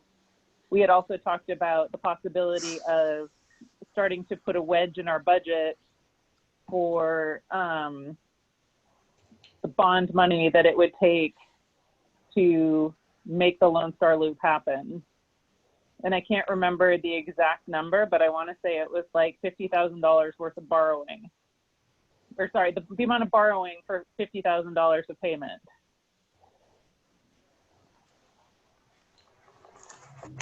That's an example of the kind of thing that I think the capital savings line is, would be useful for, but if council would like, we could certainly create a separate line item for that as well. Or make it a sub-line item within that one and fund it separately. Rebecca, I don't know what makes the Lone Star Loop happen, because that's a county road, right? And we don't have to maintain it. In the city, I didn't think that the appetite to take it over. So in order to make the Lone Star Loop happen, it has to be a TxDOT road. And in order for it to be a TxDOT road, it has to meet certain standards, which it does not currently meet. So we would have to, well, and you know how hard it is to give things to TxDOT. So this is something that Richard would have to talk to Chris about, because Chris was more involved in the discussions. But from what I understand, there's a fairly substantial upgrade that would need to happen in order to kickstart that. Correct. So the biggest thing was, and I'm here, was transferring it. Sorry, I didn't realize you were here. From 2 to 4 lanes, and it took replacing all the bridges. So we put together in those initial conversations with HGAC and TxDOT some cost estimates and the readiness assessment, and I can dust that off and discuss with Richard. But it was a substantial sum. I think the total price to do the entire loop was in, the number that's coming to my mind is like $40 million to replace all the roadways, all the bridges, expand it to 4 lanes. But I have to go back and look. I can pull that out and send it over. But this was like an extremely long range plan. And again, we had talked about the financing, again, you start a wedge in your budget, if you can do $1,000 this year, $5,000 next year, $10,000 the year after, it's less painful when you get to the $50,000 of financing, or the payment for your really expensive road. And by the time you get to wanting to do it, you've already made room in your budget for the cost of the payment to finance it. Plus you have what I like to call a down payment, which is obviously not, you don't really do that in government finance, but you could, right, because you've got the savings set up. Trying to work out an agreement with the county to then get your readiness score up. So if you were able to get some of the preliminary and the environmental work done when you're submitting to the HGAC, then you have more backing if you're trying to still get their funding. Because I think it could go up to 90%. I was gonna say, I thought we were sort of leaving the HGAC out so that we could maybe skip some of the expensive parts. Right. Yeah, I'll have to dust it off, and I'll sit down with Richard. Okay, I've got a note of it here. But that was another big ticket item that we had talked about, making room in our budget for, when the going was good and it was so easy to start saving for long range items like our water tower, Lone Star Loop, all of those things that, again, once you start listing them out and start making the wedges in your budget, it seems a little bit less daunting when you get to the point of needing to pay for them because you've already set aside your annual payments 3 years ago. One of the factors on that we that helped us kind of decide to table that, I don't know if table it's the right word, but we kind of quit talking about it, was finding out that there was absolutely zero chance of TxDOT just taking the road over. They might consider a trade-off, as in us taking the maintenance of 105 in place of the trade-off for Lone Star. And I think that's one of the factors that just kind of put it on hold. Is it worth just trading off as opposed to having both of them deemed state roads? Right. So I don't even know if Richard knew about that factor of it, but just figured I'd mention it while I was thinking about it. No, thank you. Yeah, no, Mike, that part I wasn't privy to. I was aware of some of the previous conversation, but obviously we'll have to dust this off. It was just at a time when. Go ahead.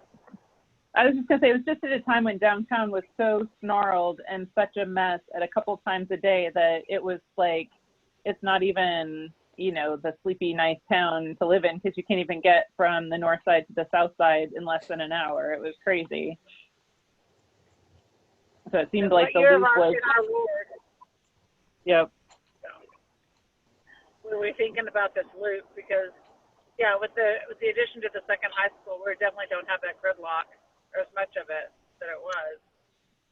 Right, but that'll come back as the area grows. Oh, I mean, yeah. that's definitely Without this a doubt. is the time to be thinking rather than the time to be reacting.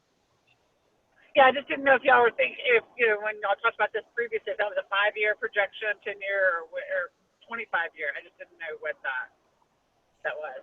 So previously it was based on the funding cycle for the HGAC.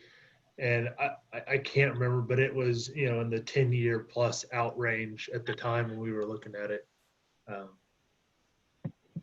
had to dust off the exact dates. Which would probably be suitable, but you know, the Wall Street Journal had an article yesterday or over the weekend about Warren Buffett and the way he thinks about the time value of money. And he, you know, every time he spends $1 today or, you know, gets a haircut, he complains about his $30,000 haircut, you know, because you look at every set of money that you set aside or spend today and think about really what it's worth in the future. And that's, you know, this setting aside, you know, $5,000 today really is in 10 years, you know, $100,000. If, you know, if you can start the process of setting it aside and building a slightly bigger spot in your budget for it. And then you compound that with borrowing. Mm-hmm. It just becomes so much easier to fund a capital project in the future if you've made provisions with it in the years leading up to it than getting hit with it all at one time. Right. And if you do it far enough ahead, it doesn't have to be a huge impact on your current budget. And if you get used to doing it, it just becomes part of what you're used to paying for. Right. And in 5 years from now, if they think that we're idiots, then they can take that money or the borrowing capacity and spend it on something that is more meaningful or useful then. So there's no, you know, if you don't encumber it, then, you know, all you've given them is space in a budget and a big down payment on whatever they need at that time. Right. And by leaving that, with that money being in the general fund, it's eligible, like you said, for other uses if priorities change. Mm-hmm. All right. Did we want to, you know, add a line item for the Lone Star Loop as a separate item, or consider that it could be within the use of capital savings? How about like mobility investment? Okay. And again, this doesn't have to be a giant, you know, pot of money. Just it's something that we know that we need, and we need to be cognizant that this is a continuous investment in the future that needs to come from the general fund. I mean, if you look at the amount of money we're spending on maintenance of our streets, you know, it's pretty clear that the capital investment needs to be there too. Richard, is the loop from 105 east to all the way back to 105 west totally owned by Montgomery?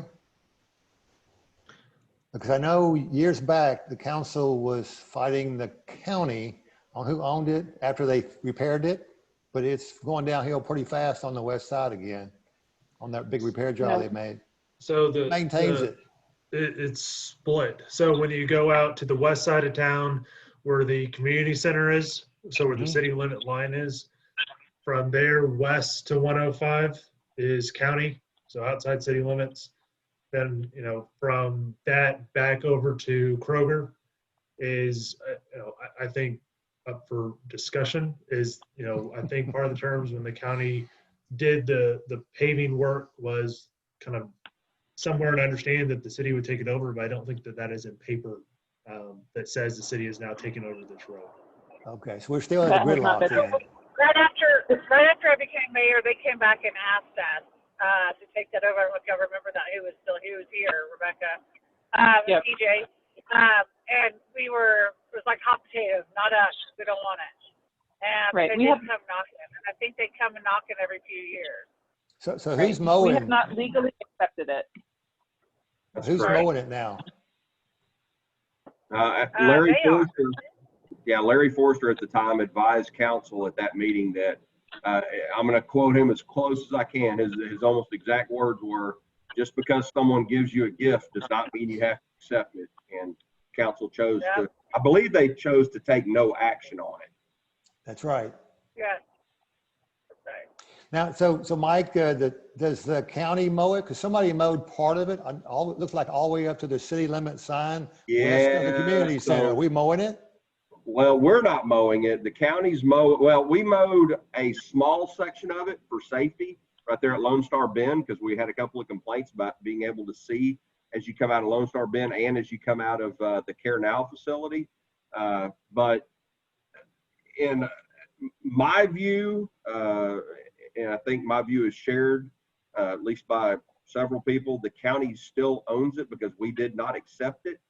I know that it needs to be mowed right now. In fact, I was looking at it Thursday and Friday thinking that I was going to have that, have to make that call over to Precinct 1. I know that I know that all of his guys are being told that it is a City of Montgomery road now. And I think that's just a discussion that we need to maybe go over to Metter's office and sit down and talk about. Yeah, I agree. It's way past need to be mowed. But maybe Richard can put that on his list, follow-up list. To convince him to mow it. Yeah, we've got it on the list here, Randy. Well, I mean, given the amount of trouble that we had donating something to TxDOT ourselves, having the county own it might make things more difficult easier in the future if we want to turn it into a TxDOT road. So I think that, that could be another excuse for the city not to take it, other than the fact that we have our hands behind our back. And really, we may have two separate conversations here because that commissioner's seat is getting ready to change ownership. Well, yeah, so let's get it grandfathered in before it does. I mean, so we don't have to go ask, presumably, Robert Walker help us. We can just go, oh, this is what's been. Right. And also, I want to say that somebody had told me that, if we can work with the county, they might be able to pay for part of it, fitting it in with their gigantic mobility investments. And they might be a better partner than Houston Galveston Area Council for funding. That's right. Yeah, the thought Here's was the problem. We don't have much representation in the Houston Galveston Area Council to get that done. We don't have any representation. And so to get that done from them, I think would be a little bit challenging since we don't even participate, really. Well, and then just the fact that, all of the extra strings that come along with it in terms of, kind of like the bridge in terms of fish studies and other surveys and this and that escalate prices pretty quickly. We might be able to get it done even with our participation rate being a lot higher or cheaper.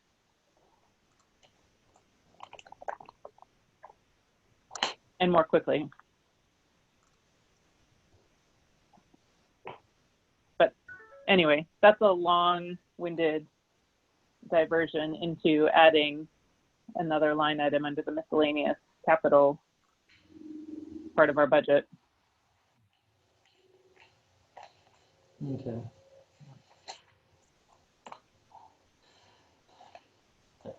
Anthony, are you able to tell me, we're at the end of the general fund discussion. Do we have a bottom line number that's remaining? Let me put everything in real quick and I will do that. Let's see. While he's doing that, Richard, do you know, I know it's probably not a big number, but under the utilities, there's all these blanks. Do we have the city hall's electricity and natural gas from LDC somewhere else? Yes, sir. Okay, so we could actually just scratch that out, right? And that's a previous area carryover.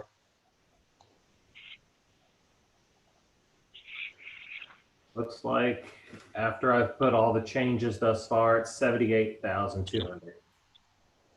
That's 78,200 that we could, on the positive side, right? Correct.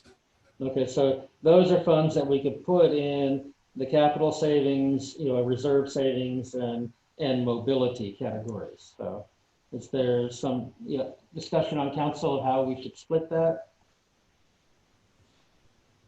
50-50.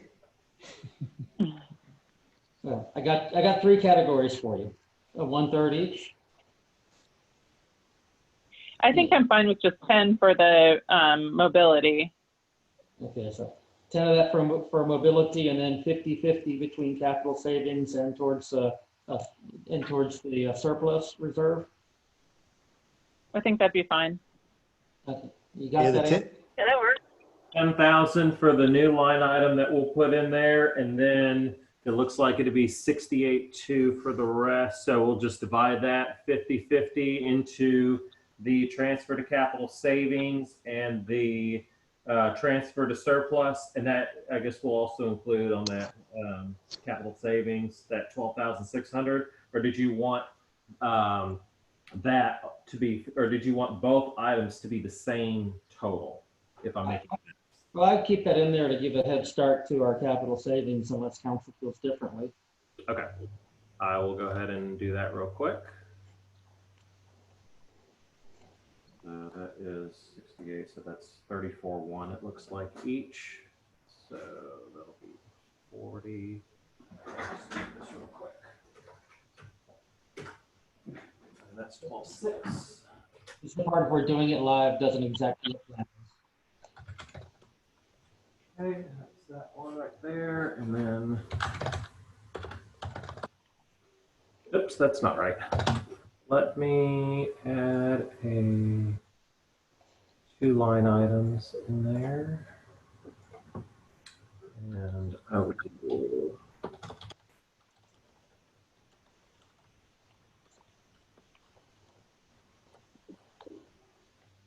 you just want it called Lone Star Loop? Or is there a specific type or a specific name that you would like? I think mobility investment was what was discussed. Mobility investment, okay.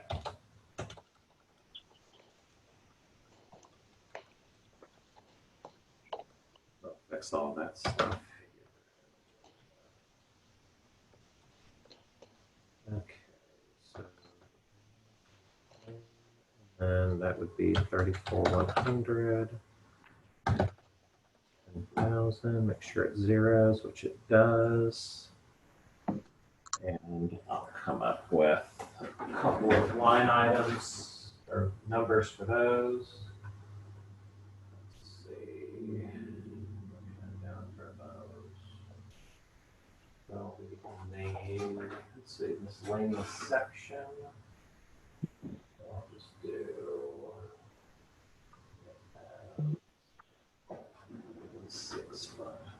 There's already a 5 there, so I'll just do 16590. There was already a 5 in there. It was a different account. I'll do the 7 there. If I need to change the numbers, I will on that to accommodate for those. And that's going to be 0. That's going to be 0. Okay, I've added those onto there. Hey, Anthony, where you added the 30,000 under transfer to capital savings for, I guess, the estimate for this year, looked like it didn't update the total at the bottom, the 50,226. Go over to the left, right there. It didn't add that 30,000 you put in there. Oh, here, let me.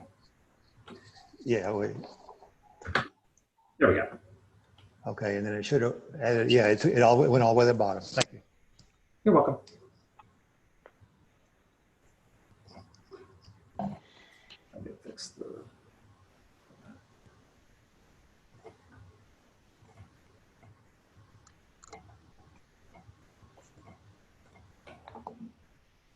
Okay. Okay. It's been updated. All right. If we're done with that, then Anthony, can we move to page 17? And those are all the changes. I just want to make sure before I move on.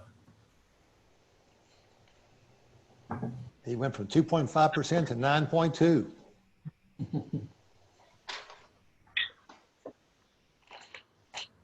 I am going into page 17, which should be the capital projects. And I'll get that shared in just a second. And okay.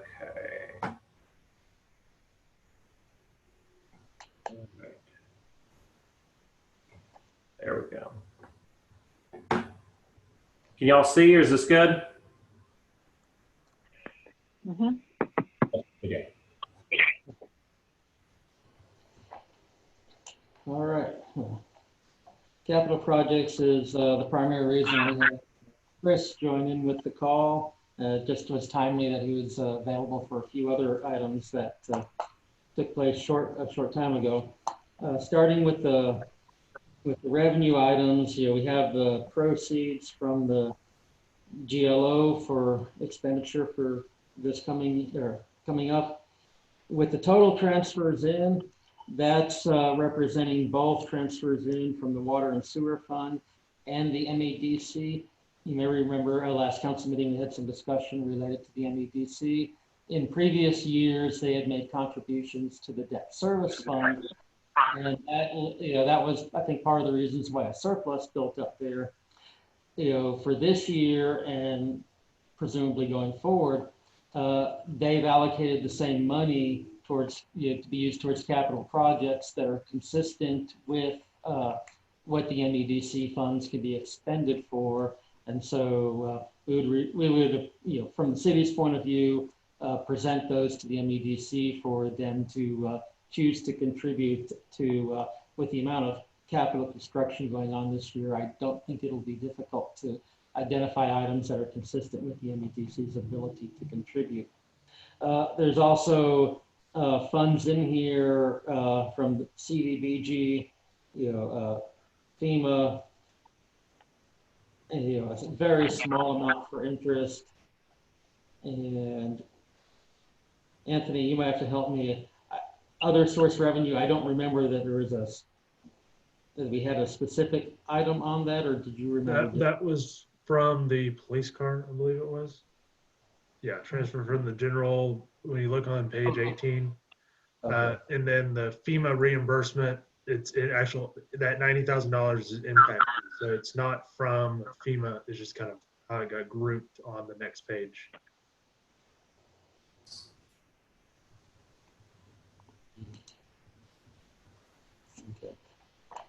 Okay, let's see, was it the interfund transfer? Anthony, this 1.454 million, that was prior year's project funds, is that correct? My knowledge, yes, that would be correct. I know we discussed that before. And then we have, the breakdown of the primary expenditure categories, that are here on this cover sheet before we go into the more detailed breakdown, starting on page 18.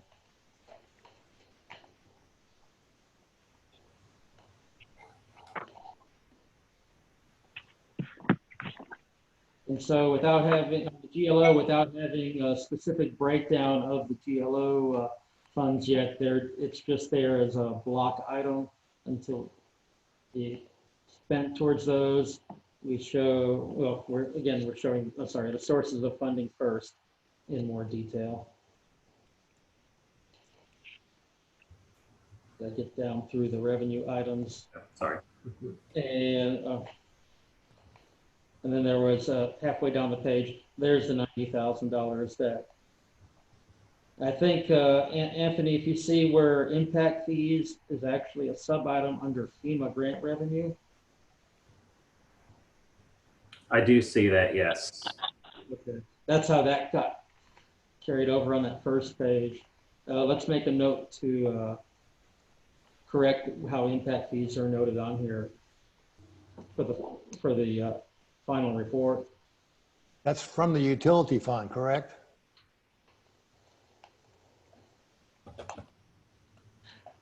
Yeah, those are the impact fees paid to the city when they're appropriate for new connections. So Well, I thought I saw that 90,000 in the utility fund. We'll probably get to it later and have to come back. Yeah, between utility fund and this page, there's a lot of items that don't really match up. And I believe that the thought was they're collected in the utility fund and then transferred over. So if I remember correctly, there's a income and a transfer line in the utility fund, and then just an income line in the capital project fund. That's right. It should be a transfer fund. yeah. Yeah, Randy, I can tell you as we went through these, there were a number of loose thread items that didn't connect that we corrected. It's certainly entirely possible that there's some more that we didn't catch. So if you see where those are, certainly point them out. Okay. And a little farther up this page, you have below the GLO, you have itemized out the transfer in from the utility fund, 536,039. The transfer from EDC at 160. Can you take the GRP off that one? Because the GRP total for the whole year is only like 165,000. There's no way you're going to get 536,000 out of that. That's just transfer from utility fund. Well, reality, it should probably be relisted, and we should go through here and change. There's references to both utility fund, but it's really the water and sewer fund. We need to make that consistent. Right. And yes, we can specify that that is not GRP revenue to make sure that is clear. Do you want that name changed? It's okay, except for GRP. I can right now take off the letters GRP, Anthony, but we'll talk in the future about making the references utility fund or water and sewer fund consistent. Okay. Yeah, Richard, it really would be good, especially in this fund and the utilities, and I think the debt service, if you actually if you had a place to put the line item where you could follow it from A to B to C. I tried doing that, and it's a nightmare. You know what I'm talking about. So if it's like 407.3, then put in parentheses, not GRP, put 407.3 if that's what it's supposed to be. Yeah. Which I just made up that number. It's not actually 407.3. I got you. I can tell you which one it is. Anthony, did you hear that? Repeat one more time, please. It said when you're doing the transfers, put a number, put the number it's transferred from in parentheses, or the other end of the transaction. Line item number. When it's a from to, put that line item, that account number in parentheses. That's the other end. That's not the line item you're looking at. Okay, so basically when I report it, just show that this is coming out of this line item, like whenever I'm going back and forth from the utility fund to the capital projects fund. Yeah. Right. A to B. From A to B. Okay. And again, following down, the $15,000 that was the transfer in for the police vehicle, as was stated before. The other revenue at the bottom, just put $1,000 in there for minimal interest, and then the use of the surplus that was stated was the previous year's project money that was collected. Moving to page 19, here's where we're starting to see the individual projects, which is why I brought Chris onto the call here, so he can discuss these a bit item by item. Sure thing. And starting at the top, the grant admin services. So the reason they're still a little bit outstanding, this is the Baja projects. That's the one that it's still sitting in administrative review to get the final draw released, to then pay out the final amounts from that. So that's why that's still outstanding and why it's also shown on the income side. On the GLO projects, this is just based on the contract amount and the final grant amount for the for the administration of all the projects. This is from Grant Works. Then moving down to the water plant 3 improvement, or excuse me, the engineering items.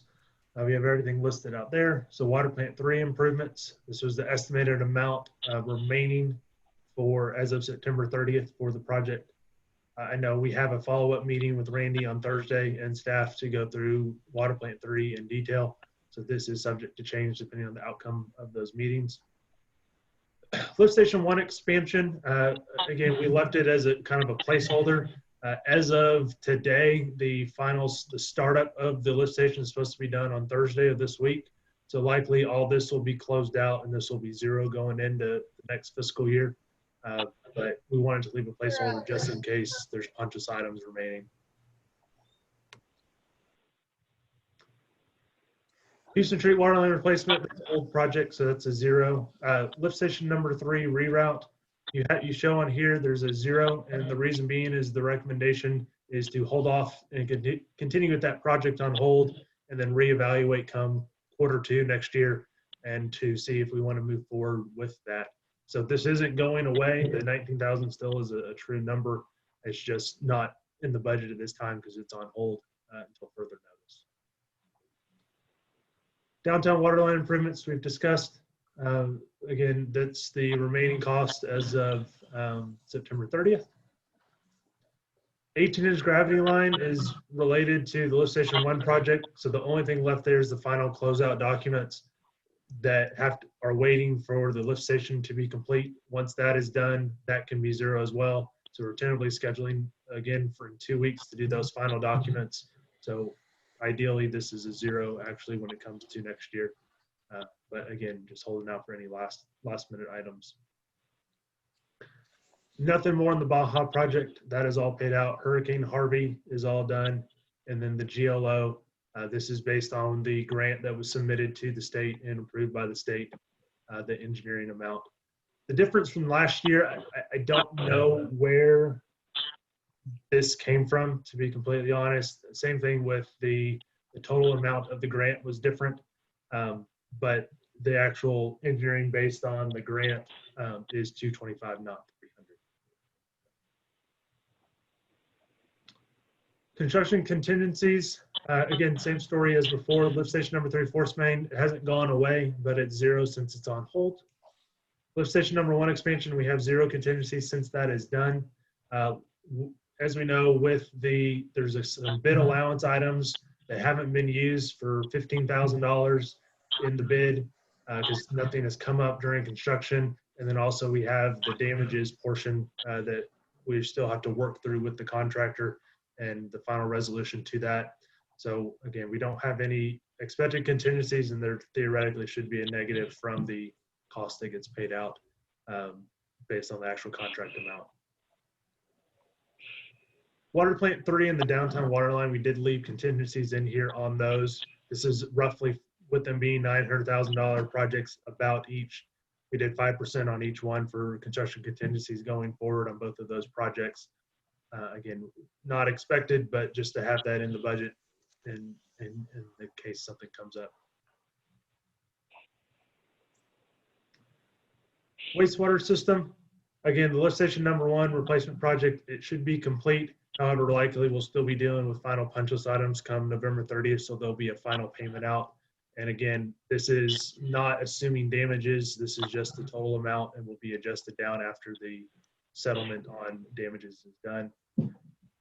Force main reroute, same statement as last. Gravity sewer line extension, this is just what's currently being held in retainage from the contractor. Once we have that final test of the line done, this will be released. So again, ideally we'll have this done prior to the end of the fiscal year. And then this last item on here, I don't know how this one got carried over. So this lift station number 3 improvements project from the GLO was something that was included early on in the scope of the GLO, and it was removed after 1 or 2 rounds of review from the state. So that is not a project that's moving forward or has any plans for at this time. Bottom of page 19, you'll see the water plant 3 generator for the GLO. That number has been updated based on the budget amount that was approved with the grant. Moving over to page 20. Chris, that's 100% funded by the grant, the 501? That's correct.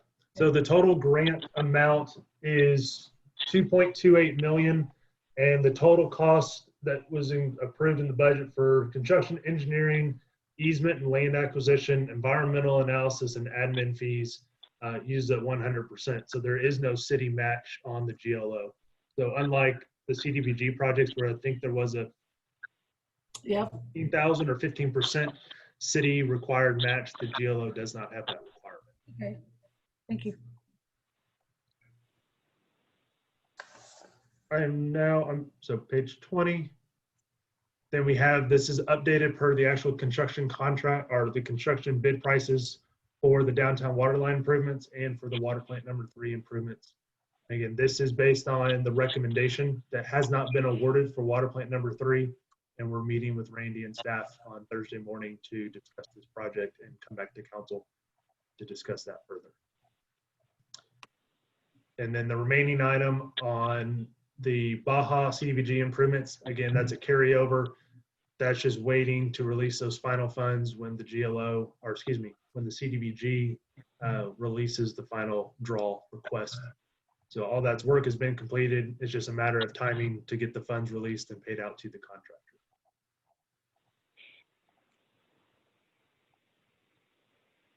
Any questions on those items regarding water and sewer system improvements? Expensive, almost double of what we budgeted for. You know, I don't know. Last year we were not involved as involved as we had previously in the budget process. So where the 502 and the 440 came from, I am not exactly sure. But yes, you know, they did come in high.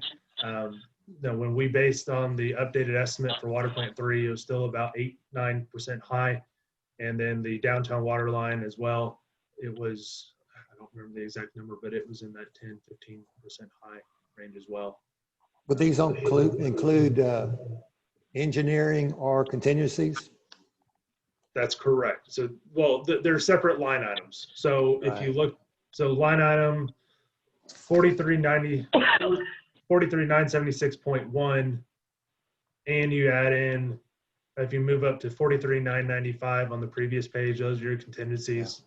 And then the 43,890, those are your engineering.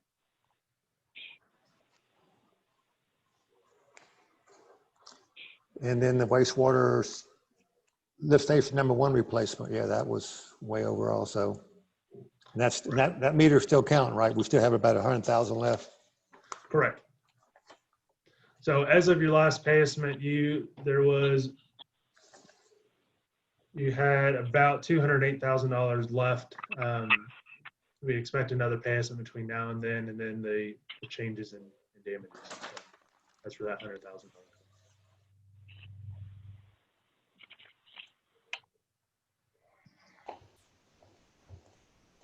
Nothing on roadway and street improvements for the year. I think we've talked about, I've talked about streets a good amount, so I don't really go with that one. And then the facility equipment, I can't talk to the police vehicle. We have the MLK GLO project, so 48005A. That is, again, that 722,600 is what was included in the approved budget by the state. And that is for sanitary sewer improvements as well as drainage improvements and roadway improvements in that whole corridor. So I know we were able to get the county to get McGinnis and Baja complete. So there will likely be some surplus there that we can look at doing additional roadways or drainage improvements, and we'll just see as we get into that where that can be reallocated. Atkins Creek, nothing there. Buffalo Springs Waterline Extension, nothing there. Those are both completed projects. The Enders Branch improvements are listed. And then that is what the BGE study is confirming is the final scope of that project to include. And then the GLO environmental and GLO land acquisition are just the estimates for doing the environmental studies for the associated GLO projects and then if we have to obtain easements and or real property for any of the planned improvements that come up. Richard, I think the 84004 police vehicle replacement, I think that those are both from last year and this year, that those are actually revenue items, not cost items.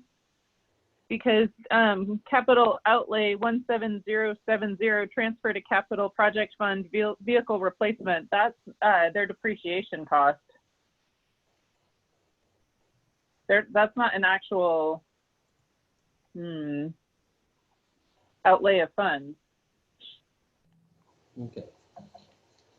So you're saying that should be moved into as a revenue item in the capital projects, or am I misunderstanding you?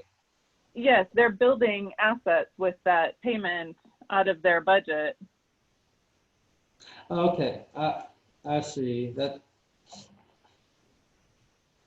I see what you're saying there for that. So after 5 years, they should be able to buy a vehicle with zero impact to their yearly budget and just a transfer out of the capital project fund already paid for. Okay, we were a bit puzzled over why that was an expense item, and my thought was they were trying to take it as a cost of depreciation based on what had been done in the past, but it makes much more sense what you're saying here. Anthony, can you go ahead and you don't necessarily have to do it this moment, but first thing tomorrow, move that to the other end of the equation within the fund? So, okay, I just want to make sure, because there was 15,000 that's coming into, that's revenue 43949.1, transfer from general police vehicle replacement for 15,000. And then it looks like it, okay. And then it looks like it offsets it for 48004 police vehicle replacement for the same 15,000. So well, I'm not sure where they're taking that then in expense again. Because all that does is it zeroes out its presence in the category, but you're not actually realizing an expense. Unless they're trying to assume you're spending 1/5 or whatever fraction of a police vehicle every year. That doesn't make sense to me. No, you only do that from your income statement. You don't do that from your balance sheet. Okay. So then it seems like the correct action would be just to delete this line. Just to remove one of them. Probably the expense. The expense. Okay. Okay, I can remove it. Because, I mean, there's only one thing on their income statement for $15,000 exactly. All of the other stuff is consumables, related to annual maintenance or annual, subscription fees that you can't take out of the capital projects fund anyway because it's not a capital item.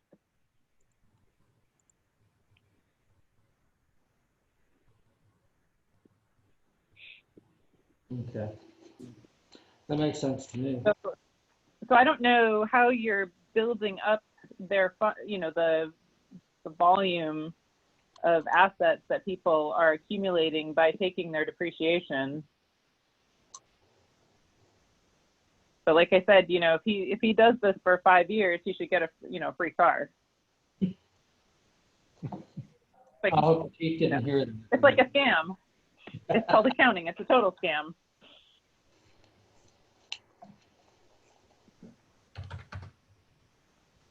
Okay, well, after the chief has been employed here for 5 years, I'll tell him it started just with his year one, right? Exactly. I mean, ideally, that's 3 cars worth of, $5,000 a year. If you can get it so that each car is $5,000 a year, he manages to keep each car 6 years. Then you're accounting for the true cost of your automobile fleet. As long as they're not all involved in wrecks totaled out and reset with insurance every couple of years, we can try to make that one work. I was going to say that 1 mile an hour auto accident that Carswell had was actually a good deal. It was like the oldest car, and a 1 mile an hour accident isn't really as dangerous as some of the other ones. No. Right. Were there any other questions on the capital projects fund? Yeah, I had those numbers for Anthony on page 18, where those transfers go. We'll need them after a while when we get over there. Transfers to utilities, line item number 43947A. That is going to line 27002. I believe it's going there.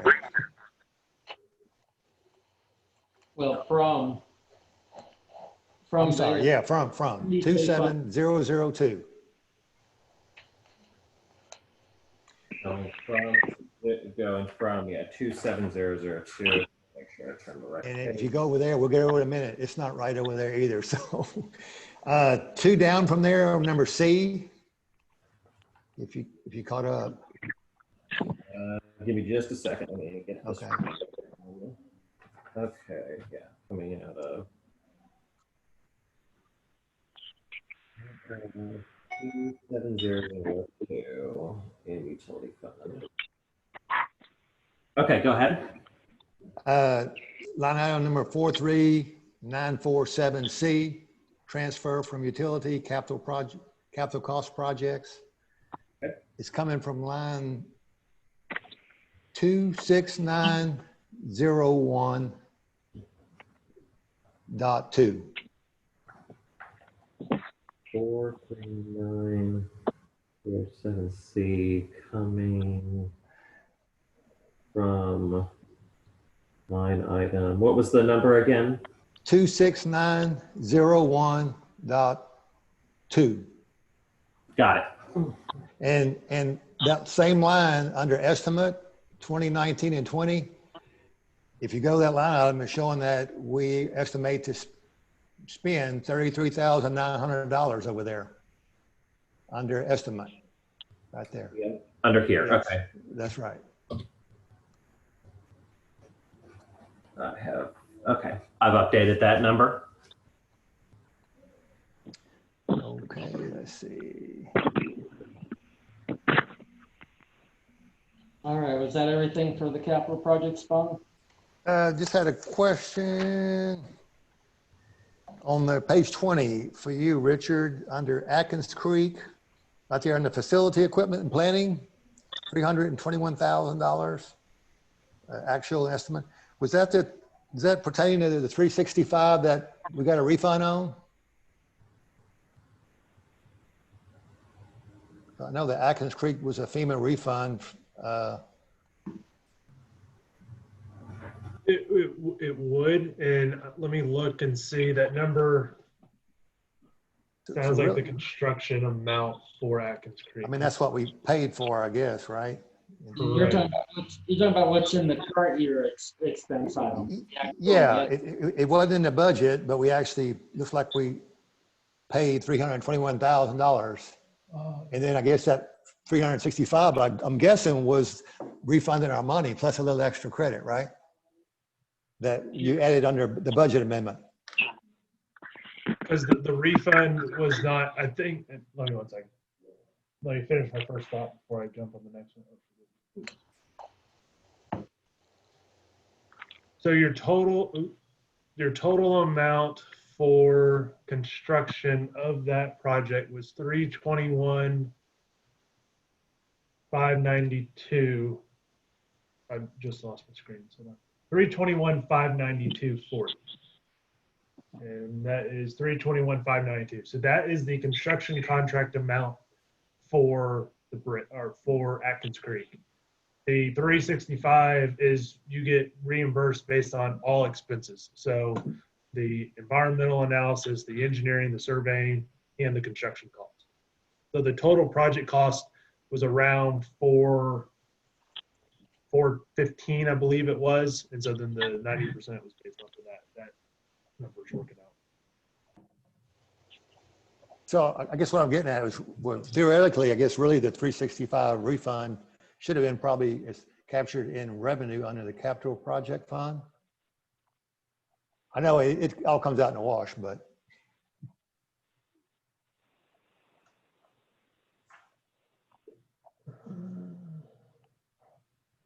Right, because all of your engineering, all the expenses from the Atkins Creek project are in this capital projects fund. So if you counted the revenue in the general fund, then yes, you would count it there. It's not shown. Well, hold on. So you had the FEMA, if you go up to page 18, Randy, line item 43956.4. Okay. Yeah, I see 40,000. It's blank. I don't know where the blank is, but it is blank. But that's where that number theoretically would show for this year what the income was. I can fill that in. That's not a problem. Well, you don't want to put the 365 twice. Don't Right. put it there. Do you remember the line that it was on originally, Randy, the first time it showed up? No. I know Richard talked about it though. It was early on. Right. I mean, that's something they could do a follow-up on. Yeah, I mean, that's something we can look at doing here tomorrow and get, as we tie some of the details up. Yeah. I was going to say, I don't think there's any disagreement with council on the number or the impact or anything like that. So it's kind of a staff function to wrap it up and get it properly written down. It's like a typo. Okay, are we ready to move? Big one. Are we ready to move on to the next fund then? Well, one more, last one. On the sidewalks, on the last page, page 20, Yes. I guess the streets and sidewalks, I know Mike talked a little bit earlier about this. We had a lot of money in the last year's budget to do, a plan, and we cut it because of the COVID, but we don't go back and plan to do any of it at all this year. Well, that falls in the category of of what Mike spoke to, is that, there's things that we would like to do and are looking for, and should the funds become available, we'll approach council about authorizing those funds. But we didn't want to sit here and put things in the budget and then in several months, be having the discussion of revenues are 10 or 20% down because we projected higher, and then finding things to cut somewhat retroactively. Essentially where we were 5 months ago, where we thought we may have revenue 30 or more % below expectations. Fortunately, that didn't happen to that degree, but that's why we put a hold on so much spending. And Okay. so, Right. Also keep in mind, this is the capital projects fund. This has a completely different sources and uses of funding than what we were talking about before, which is essentially your banking account, and it's your day-to-day or year-to-year, in this case, funding. The capital project fund is completely different, and it has nothing to do with Memory Park sidewalks. And this should be earmarked for a special project, right? No, not necessarily. Was this part going to come out of the downtown project, Becky, is what you're saying? This is something, this is a different project completely that was specifically transferred to the capital project fund. Mike's project that will or will not happen in the second quarter based on revenues is something that will happen out of the general fund, which is, unless it's happening in the capital project fund after it gets transferred to it, is just not the same type of money.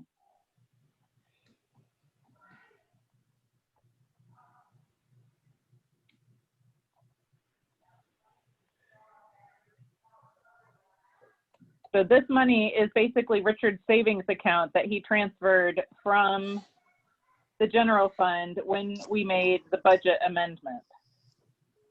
Shouldn't there be a different name for that? Like contingency funds or something? You know what I'm saying, right? I mean, besides. Right. It was transferred from the streets line item, but it is not necessarily allocated for streets and sidewalks. Okay. And certainly adding streets and sidewalks are long-term goals of the city. Oh, yeah, that's a big topic for the. No doubt about that. But that's Yeah, not that's a what big- we transferred it. That's not why we transferred it to the capital projects fund, though, Richard. So I think Randy's right that it should be renamed to avoid confusion. And Yeah, it 'cause has I think nothing it's- to do with Mike's project. Yeah, and I'll get, Anthony, remind me tomorrow, we'll get together on the naming of that item. Okay, will do. Yeah, I just don't want it to look like, we're having to reduce our budget because of what's going on today. And we're talking about giving raises, and we're talking about cutting services in the city. It's very important that we do that fairly. So this is not really cutting a service. That's all I want to make clear. It was more of a contingency or something like Rebecca said. Correct? Right.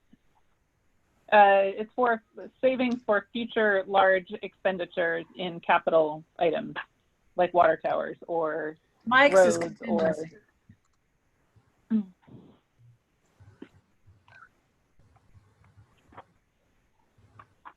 Right. Mike's is a nice to have, but first he'll spend money on the must haves. Right. This is his wish list. And longer term planning items. That's it. Thank you, Richard. Yeah. All right, thank you. Did you get that, Anthony?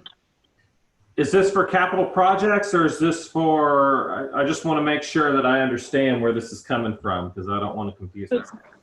So this is line item 43949. It just needs to be renamed. 43949 needs to be renamed. Okay. Got it. I'm talking about line number 46000-1, streets and sidewalks. 460. Page 20. Page 20, okay. Roadway system improvements. Okay, that's the one that needs to be renamed. Okay. I think we're looking at the same one. I'm looking at the one he has up on the screen. Randy, we're talking about the exact same thing. I just don't know why his looks a little bit different. It's still the 175. We're talking about the same thing for some reason. Yeah, that's it. Yeah, those two lines. One was the transfer into the fund. One was the expense. So we can rename both for clarity. Okay. So, and Anthony, just get with me tomorrow if you have questions on the naming for that. Okay, that's fine.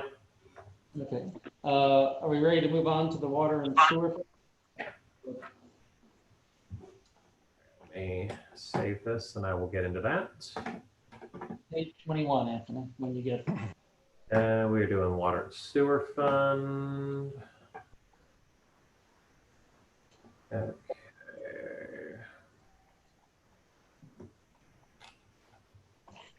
Just want to make sure. Oops. Just want to make sure it's in there. Can y'all see? Yes. Okay. Cheaters. I can make it a little bit bigger if that helps. It'd be great. No, I'm using my my printed thing. Here we go.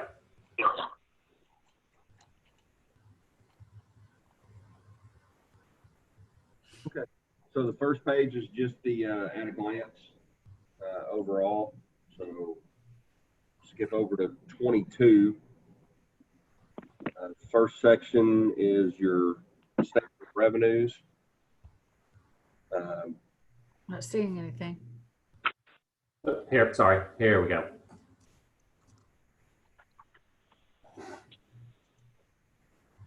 So the only thing on there that I would point out is the line item 24334. It's labeled backflow device. That was what it was labeled last year. Actually should be labeled backflow testing. And that's part of our annual backflow testing, and that will be revenue coming in and then going right back out to third party tester. So that will be just a pass through. Yeah. Mike, what item? What item again? I'm sorry. That was 24334. Okay, that's 16. Okay. Okay. Yeah, you can just label it backflow testing.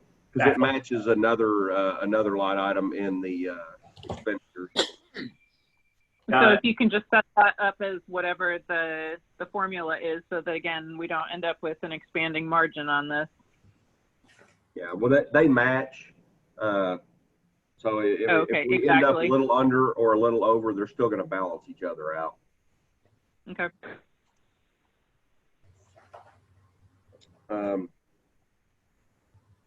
Let's see anything on the first page that stands out. If y'all have any questions on 22.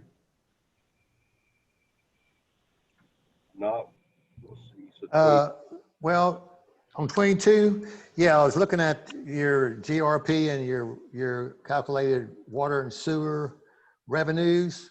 So you're basing your revenues on selling 103.6 million gallons of water, probably, right? Is that how you came to that number? well, I'm gonna. It was more based. It wasn't based on selling an exact gallon. It was more based on just increasing certain percentage over this year. This is a high sale year, like last year was. So we have to sell a lot. We need a hot, long summer next year then to make this budget on the utility fund. Yeah. Or Well, sewer fund. Randy, it was based on, on an increase, but it was also based on increase that is about half, it's about half or a little less than half of what the growth rate is in the city as well. Yeah. We haven't had the wettest year this past year, but we also haven't had as dry a year as we have in some years past.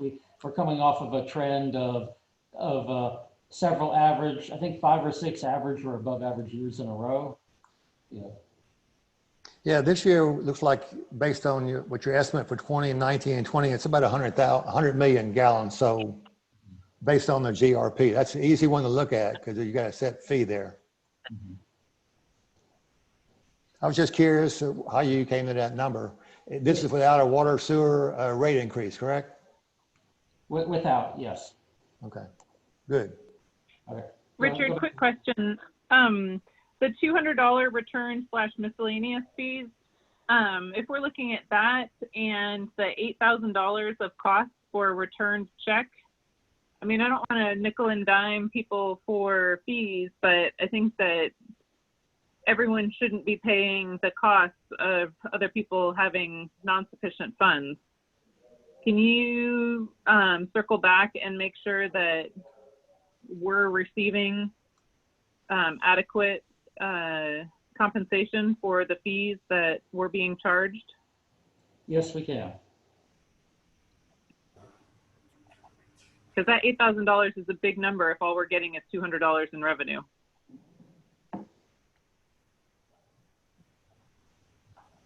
Okay, we'll take care of looking into that and get back. Thank you. You're welcome. Okay, page 23 is just totals. So page 24 gets into the personnel side of things, and this is where you see the increase that reflects the decrease on the public works side. See it. Okay, well, it's a decrease from the adopted amended budget, but it's actually from the actual, it's more. Right, okay. So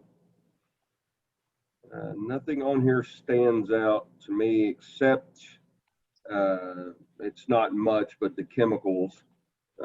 Looks like we adopted 19,000. I did go back and look at this because this caught my eye whenever I was making numbers this year. And I honestly think that I just did not ask for enough last year, because the year before we were more than 19 already. And, as the system grows, on the water and the sewer side, the chemical cost, of course, becomes more. So I think the 19 was just, I think I just simply didn't ask for enough last year. And that's why we were more than that the year before. Okay. On license and permits, Mike, why did that's probably government permits, right? It No, doubled? there's a once every 5-year permit that is on there this go Oh, round. okay. I Is that for the think sewer plant? Yes. Right. Okay, I got you. Page 25. See nothing. Had to take sludge hauling up just a little bit. That's just as the system grows. We're actually getting really close though to being able to look at possibly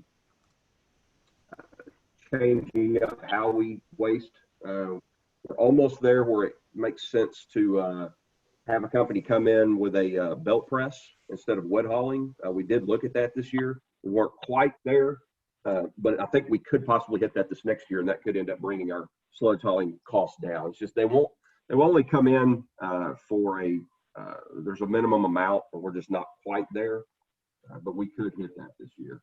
So that number may actually not meet what we budget for if we can get there this year. That's high maintenance, Mike. Yeah. Question on garbage costs.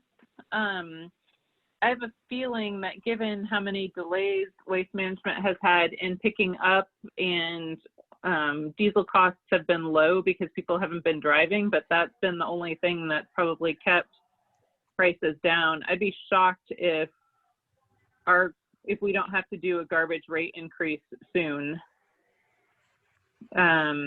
Richard, can you stay on top of that? I know people have been unhappy with the garbage collection in general, but when we've gone out to bid before, they've been by far the only ones who could do recycling and trash at a decent price, but that doesn't mean the decent price doesn't escalate every year by quite a bit. But I'd like to be on the front side of that rather than the back side. Why are you thinking there's going to be a rate increase? I mean, gas is cheap. Is that what you're saying with gas? It is, but I think they're having worker problems and they're hauling. They said last time that they're picking up 25% more trash on average from every resident. So I think that's going to be, or at least that's their excuse for not being on time. Wow, the more we get back. Say that again. That's probably going to level out though, and everybody gets back to work and get back into their offices. Kids are not back in school. Lots of people aren't getting back into their offices, though. Yeah, I'm sure that when it comes to talking rates, they'll use that as a justification for saying they need a greater rate. I wouldn't be surprised if they're not telling the corporate end they're going to lower their rate, and they play it both ways to maximize their profit. But we kind of started talking a bit about that here internally, and I have a note down here, so we'll try to keep an eye on that and look at our alternatives going forward. If I remember correctly, you're getting close to the part of our contract with them that we'll probably be bringing that back up before too long anyway. Yeah, it's next summer, right? Next spring, next summer? That's what I was, if I remember it correctly, I think next spring is when we need to, provide notice that we won't renew, and then we can go out. Right. Because I want to say, I don't see it on here, but I want to say that we're really close in terms of not having our pass-through be equal. So we need to be really careful. Yeah, and that there is something we were talking about in here. I think that is something we'll be needing to address in the next month to help balance that out. Well, I don't want to raise rates and then have to raise them again. But yeah, and a small amount, it would be something that we could live with until we get a more permanent rate done. Right, but we just can't let it go for too long. Yes. Is that our solid waste fee? Yep. Okay, so it's 116,828 in expenses and 115,900 in revenue. So we're about $1,000 behind in July.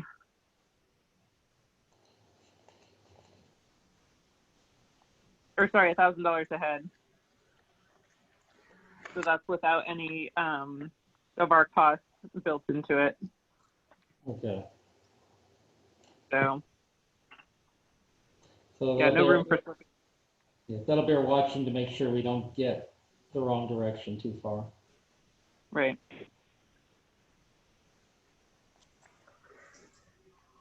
Okay. Hey, Mike. Yes, sir. Yeah, you mentioned a backflow device, I guess on page 22 was 16,000 for your backflow revenue. I guess on page 25, you show 16,000 for expenses. So we don't charge any administrative fee like we do for the GRP and the trash. We always do have an administration charge on top of that number. No, So well, this will be our first round of doing this, but it was set up as a straight pass-through fee. Yeah, well, all the ones I just mentioned will pay. This fund has probably more pass-throughs than any fund, and we normally get administrative fee like GRP, trash, all of them. We have a little bit for all the bookkeeping work that the clerk does. So just a thought. Okay. For the future. Gotcha. Page 20, let's see where we at. Page 26 is utilities. And then the capital outlay, we zeroed out the two line items, the transfers. See, and we've got 46,000 for the preventative maintenance line item. That 322 was last year was the surplus line item on this budget. So that's why it was such a large number. So it was brought back down this year. So this is not being transferred out, right? It's being used for maintenance? That's what it was in. Well, it was intended last year for maintenance, even though we knew the whole 322 would not be used for maintenance. That was the final, the balance of the revenue over expenditures.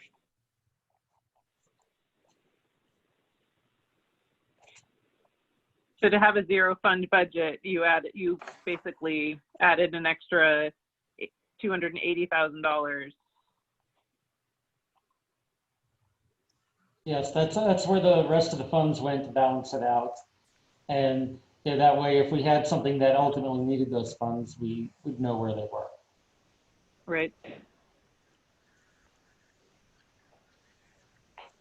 And this year, it looks like the balancing fund is the last one, the transfer out to the construction fund. Well, it's not so much balancing as that was the amount needed to pay for all the construction that was on the city responsibility. And so again, this preventive maintenance category, is the funds remaining. But okay. it's also intended to be used for those items. So Mike, you didn't have your preventative maintenance budgeted down to the last $11 of accuracy?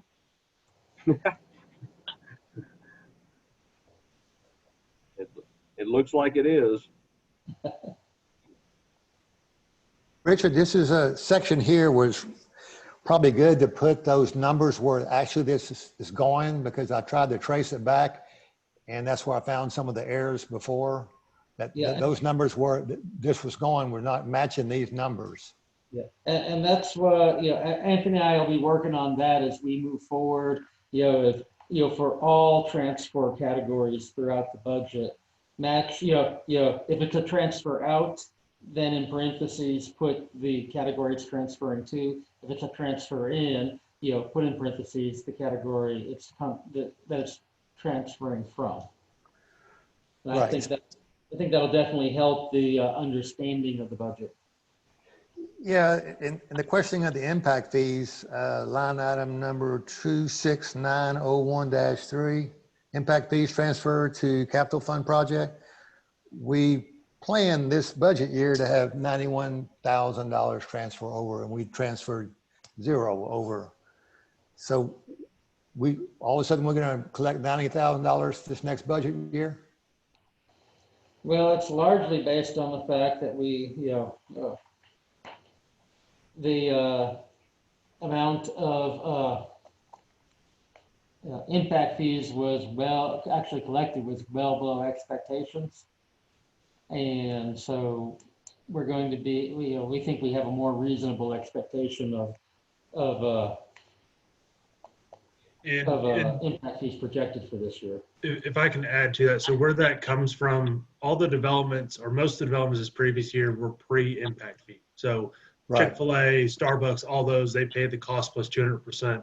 The stuff that's coming up is not. So this accounts to about 20 homes. So considering Hills of Town Creek, Section 4, I think that's right around 40 homes. So you get half of those. Plus Moon over Montgomery, which is, they're moving forward, which we talked about last council meeting, they will pay an impact fee. And then the other ones that have talked recently are more in the impact fee category. So that's how we came up with that number, was based on. Well, if you look back at prior budgets, we've had the same issue for the last 3 years I'm on the impact fee committee. We've had this line item where we have all these planned impact fees, but we don't always get them. In fact, I think last year we had a line item with $275,000 of impact fees. But so we need to make it clear where that money is coming from, and also where, if it's, and I know all these PIDs and all these PDDs, whatever you want to call them, different development programs, they're all exempt from them. So they may get charged double or triple their tap fees. Right. So there's some way maybe we're doing a better bookkeeping of what's going where we kind of know we won't get caught, because the utility fund got caught this budget year where we didn't have any of those funds coming into that budget item any way we thought they'd be.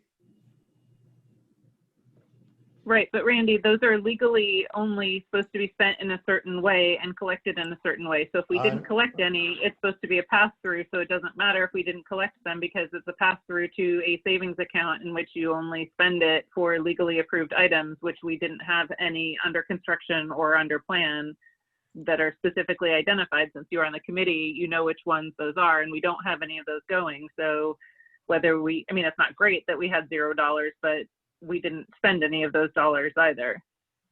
Yeah, I think on the month-to-date budget for this budget year, on the revenue side, I think I only saw $9,000 of impact fees. Yes. I guess the problem is what we want to call something. Just like you said, maybe we need to call it something else. But I hate to see us in the future having to do, not really collect what we think we're collecting, because they're all passed through, like you said. But it's a legally defined term, so we actually have to call it that. Oh, sure. If it's impact fees.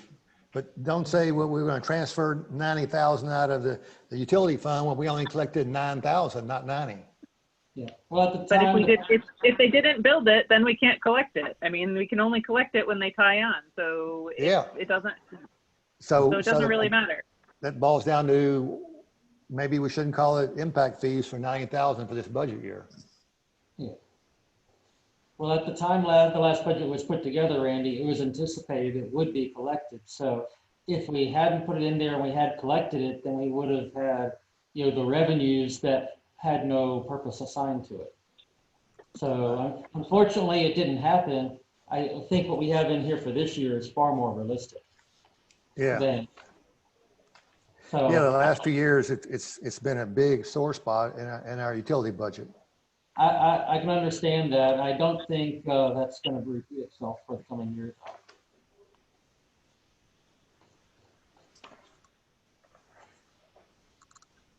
But speaking of, Richard, can you make sure that the 9,000 that we've collected does get passed through into a separate account that is specifically collected for impact fees? Yes, we can. I have a feeling that it does need to be separated because.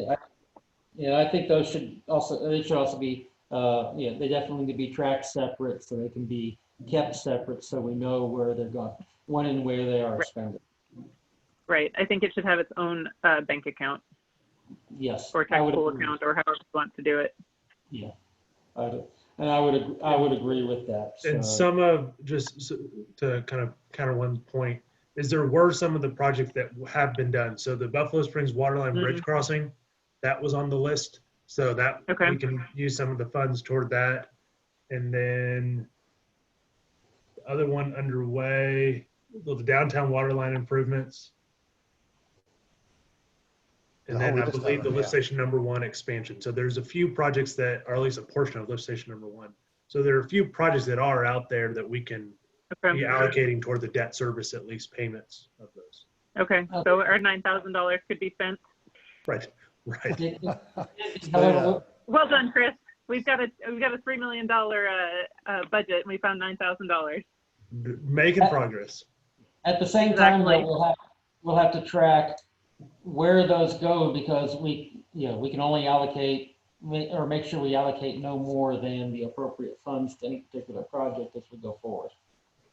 Right. It might not be worth it for the $9,000 this year. Let's save it until we have an amount worthy of putting the effort into tracking it. Yes. Maybe this year with the $90,000.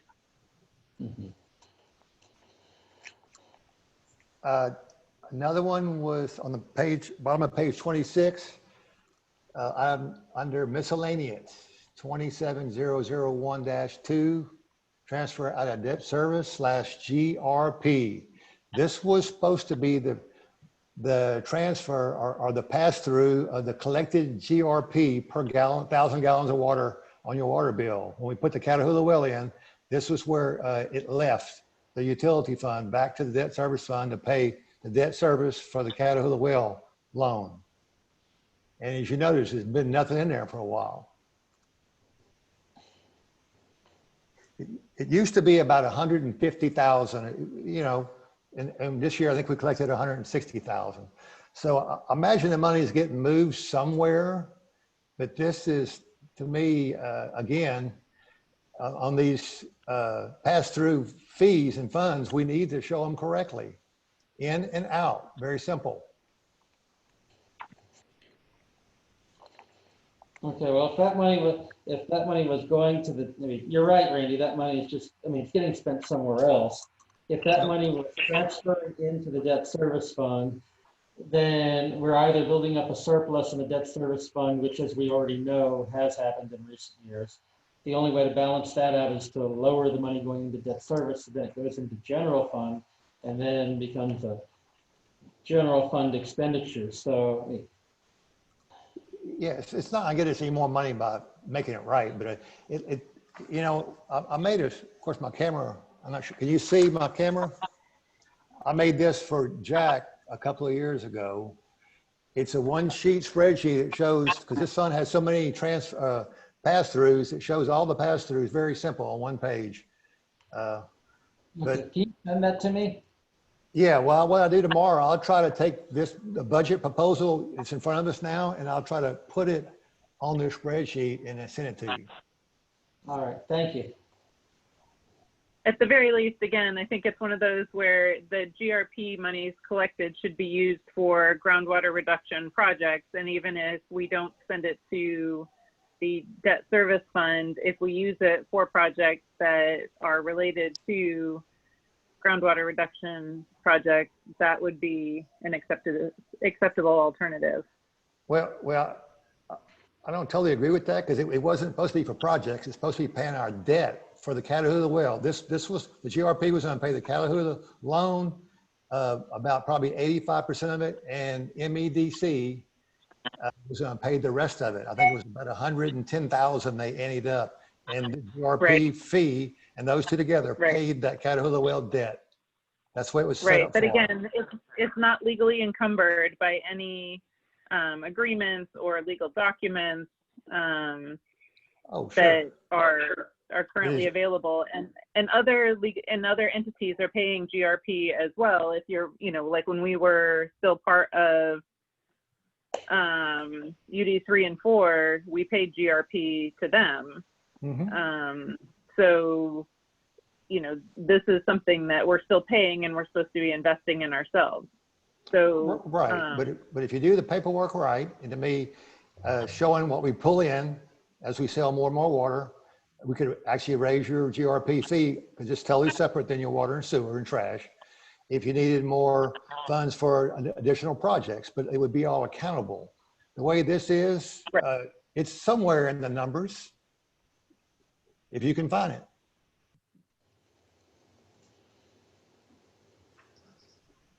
Right. Right now it's 27,002 would be my guess. Or effectively. Yes.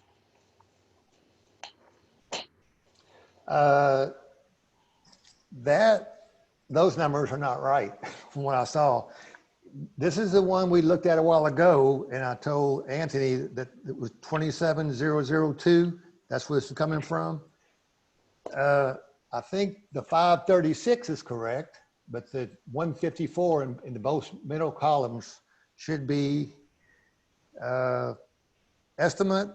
If you look at the other page, was 38,700 for the estimate this budget year, what we estimate the budget to have at the end of this budget year, 38,700 instead of the 154. And the one to the right of that, where the adopted budget, I think the other page showed 139,000. So this is wrong or the other one's wrong. One of them's wrong. They should be both the same. This is why it's so important to put, to link them somehow where you know you get the numbers right from one fund to the other fund. And this fund has a lot of transfers and a lot of moving around. I know that gave Jack fits.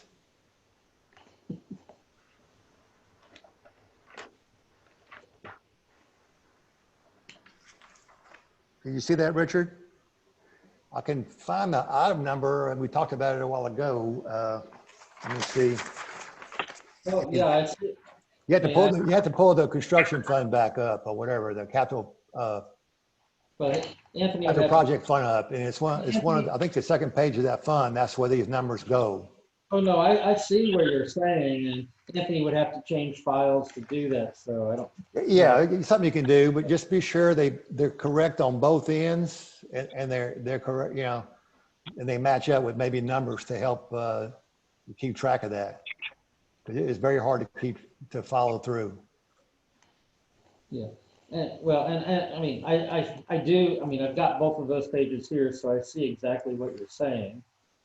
And I will and Anthony and I can get together on that tomorrow. Is that on page 18 and 26? Yes. Okay. 18, it's like the fourth line from the top of numbers, yes. And 26, it's near the bottom. So Anthony, just remember to get with me and we'll get those cleared up tomorrow. And we're talking about the estimate number and the adopted number for 2019, 2020. Okay, estimate number and adopted number for what line, what number was it again? Page 18. Page 18, okay. Line 43947A. Okay. And page 26. Line Okay, I see it. 002. I got it, I see it. All right, we'll clear that up tomorrow, Randy, on those numbers. Yeah, by the time you get this far in the budget, you're seeing cross-eyed anyway. Okay. All right. Or any other comments on the water and sewer fund? All right, and then we can move to the debt service fund, page 27, and I'll give Anthony a moment. Oh, yeah, let me do that, I'm sorry. I'm sure this fund will move more quickly. I don't see how.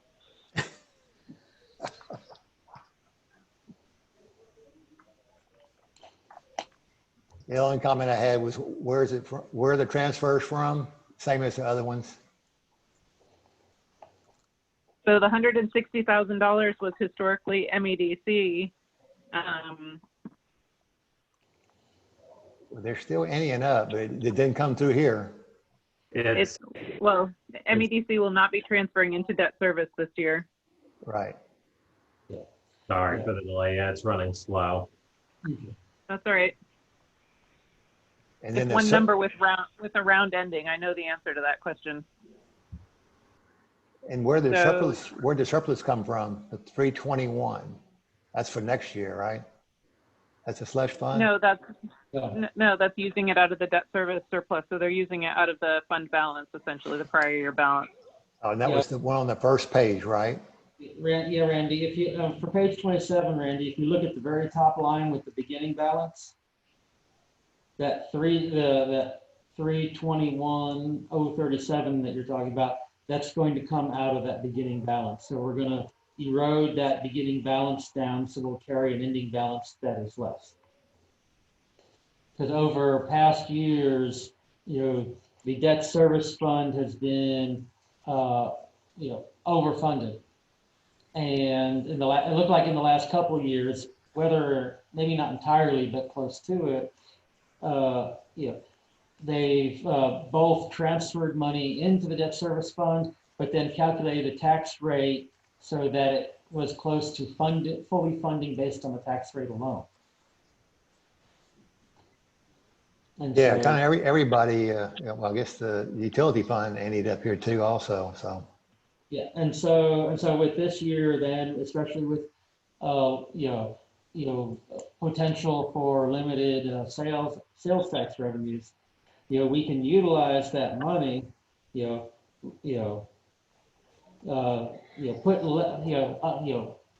the purposes of the current year, put less than the current year requires in the debt service fund, utilize some of that surplus. Now, this is one of those areas on the ad valorem tax line. We have an proposed income there from the taxes of $340,463. I had mentioned we had updated numbers from Fannie McRae's office. That number will now be $360,873, so approximately $20,400 increase. Yeah, since we've already set our tax rates, that can just ride here through. So that extra $20,000, will add to the ending fund balance. I guess what you're talking about is maybe having maybe each of these funds that accumulate extra over the years, about maybe setting maybe a minimum standard for them. Well, the problem with accumulating money in the debt service funds is once you put money in, you can't take it back out. You can only use it for debt service. And if you had a large emergency, the only way to tap that money is kind of what we're doing. Put less than you need in and then utilize the additional amount, to fund the current year. If you want to do that, I think the way you do that is what we've done in the general fund, is to set aside, separate savings for certain purposes. If you wanted in the future to use that for debt service, you can always make the decision to move it into debt service, but you're never going to be able to move it back out. And so I think we're trying to do that, but by keeping that money in the general fund until it's needed elsewhere is what gives us the most flexibility. But we are moving that out, right? We're moving 321,000 out, right? Technically, no. We're just We're spending it. Yeah, we're expending it and putting less in. That's right. I mean, functionally, yes, that's what we're doing, but legally, we're not moving it out of the fund. Okay, I thought I saw the word transfer out. Well, You say that's not correct. Well, it's transfer out of the fund balance. We're paying our bondholders, which is the only thing we're legally allowed to do with this money.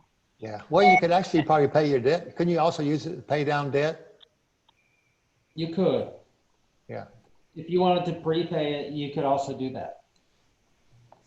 Maybe a good time to refinance some of our debt also. That is very soon coming up on an agenda. After some of my bond I have, they're all refinancing. Some of these other utility folks around the country are doing that.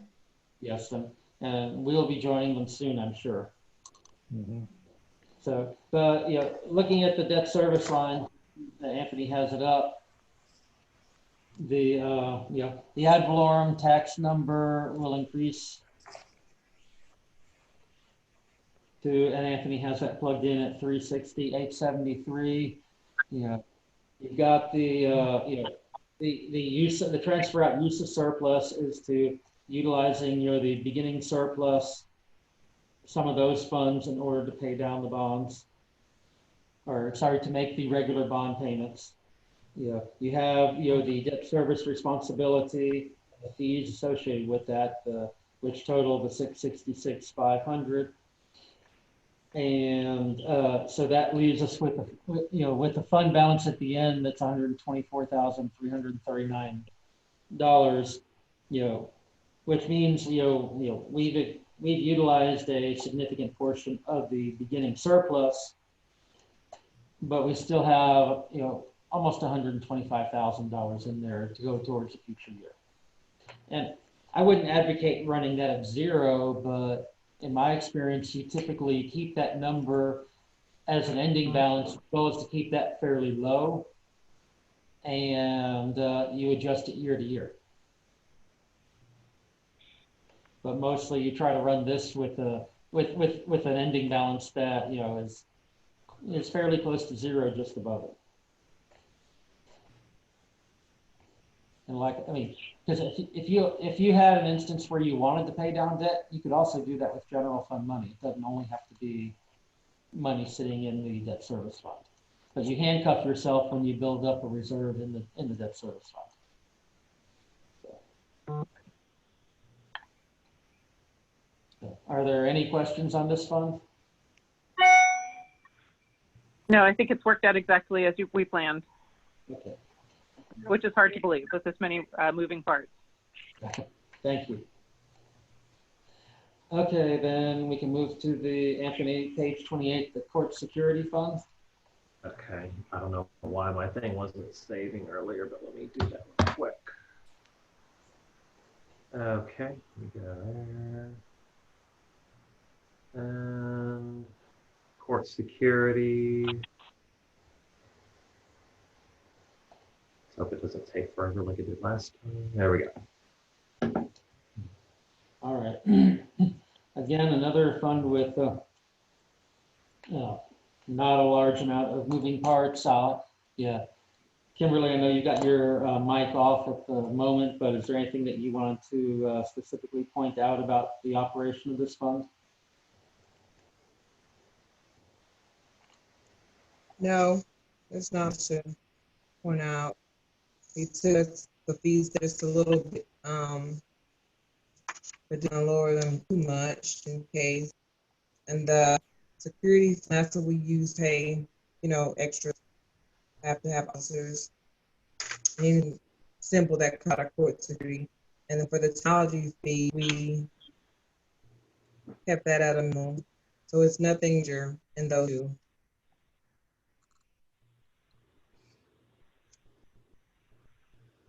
And this is a fund that could be tapped if there was, for security purposes related to the court's operation. So, right. There. Any questions on this fund? No. Okay. All right, thank you. Anthony will move next to the court technology fund, which is on page 29.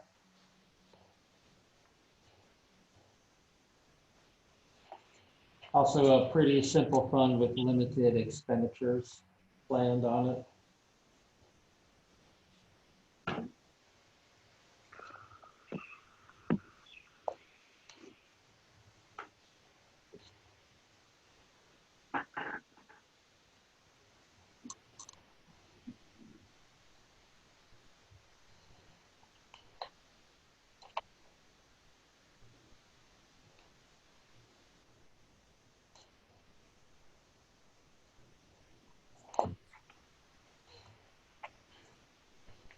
All right, this is, Kimberly, is there anything you wanted to point out on this particular one?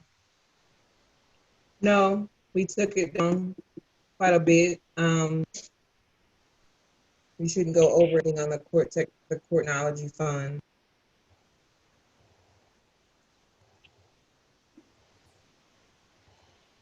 Okay. Anyone have any questions? No. All right, thank you. And thank you, Kimberly. Next would be the police asset forfeiture funds on page 30.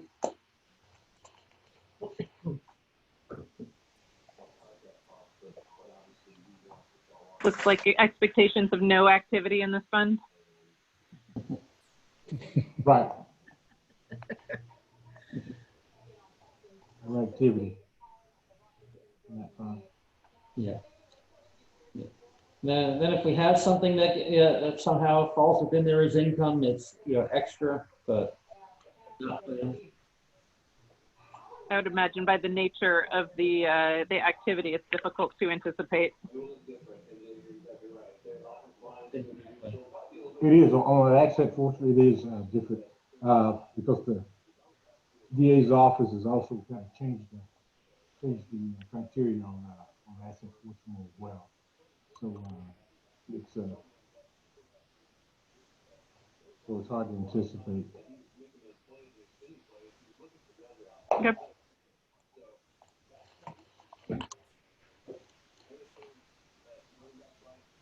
all right. Any questions on this fund? No. Okay, then we can move on to page 31, the hotel occupancy tax fund. How much is Larry going to make us this year? I was gonna say, I thought you said you left it at 0 for Because we didn't know, yeah. Yeah. What we've been getting in here is some limited items, and so I kept going based on that without really accounting for Larry's. If he gets something open before the end of the year, then it's a bonus. So have we always had a hot tax fund? Because I thought that went into the general. I'd always see that in the. No, have we? Okay. Yeah, we're legally required to hold it separately and spend it very specifically. Yeah, so the operating expenditures of the hot money, Richard, if you haven't taken a hot class, you need to. You can't just spend money from this fund. Yep. I know this. I am aware of how the funds are limited, but I'll add to my education list, and I wasn't aware they had specific classes for it, so I will do that. Yep. They've changed it in the last 10 years or so since I worked for the CVB, but yeah, before at least it was heads and beds. You can only spend it on bringing people to the area, and not, it's sort of the opposite of the MEDC's constituent, we'll call it, mandate. This is only to bring people to generate more hotel tax. Right, that's always been my understanding, so thank you. Yep. So, any answers on this one? I'm sorry, questions on this one? No. I think Randy was correct. Your brain gets fried after a while on that. Exactly. Well, if there are no further questions, we have reached the end of the budget. Congratulations, people. Well, I feel like, unlike previous ones, I feel like we're relatively in agreement on the changes. And in a good spot. And Yeah. It's although slightly complex and a lot to consume at once, it was very beneficial. Yeah, I realize it's been a lot of time that we sat here, but certainly appreciate all the input, comments, and discussion that we had with everyone plugged into this, and that we all made the effort to get it done in one. Done in the city, it's a big deal and a lot to swallow. Well, we appreciate staff looking at it. I know it's a pretty tough, tall task to do. Daunting, for sure. Okay. Well, since we've been able to get this completed, then I think we can, as from a staff level, we will get this completed and back out. But I don't see that there's a need for a second workshop on this. Did you agree with that out here? Is there any specific discussion related to that?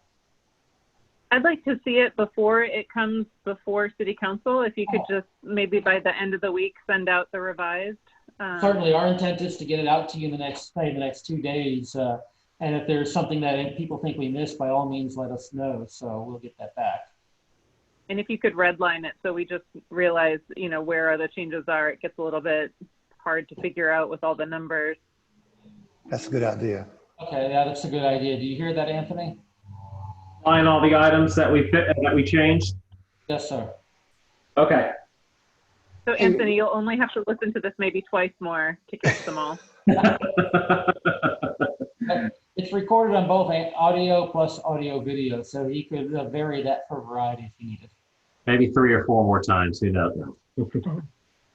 Hey, Richard, I had a follow-up on the franchise taxes. I know years ago, when we ran around with LDC, they changed their rates, and we had him up there at City Hall and Council, had some discussions with him.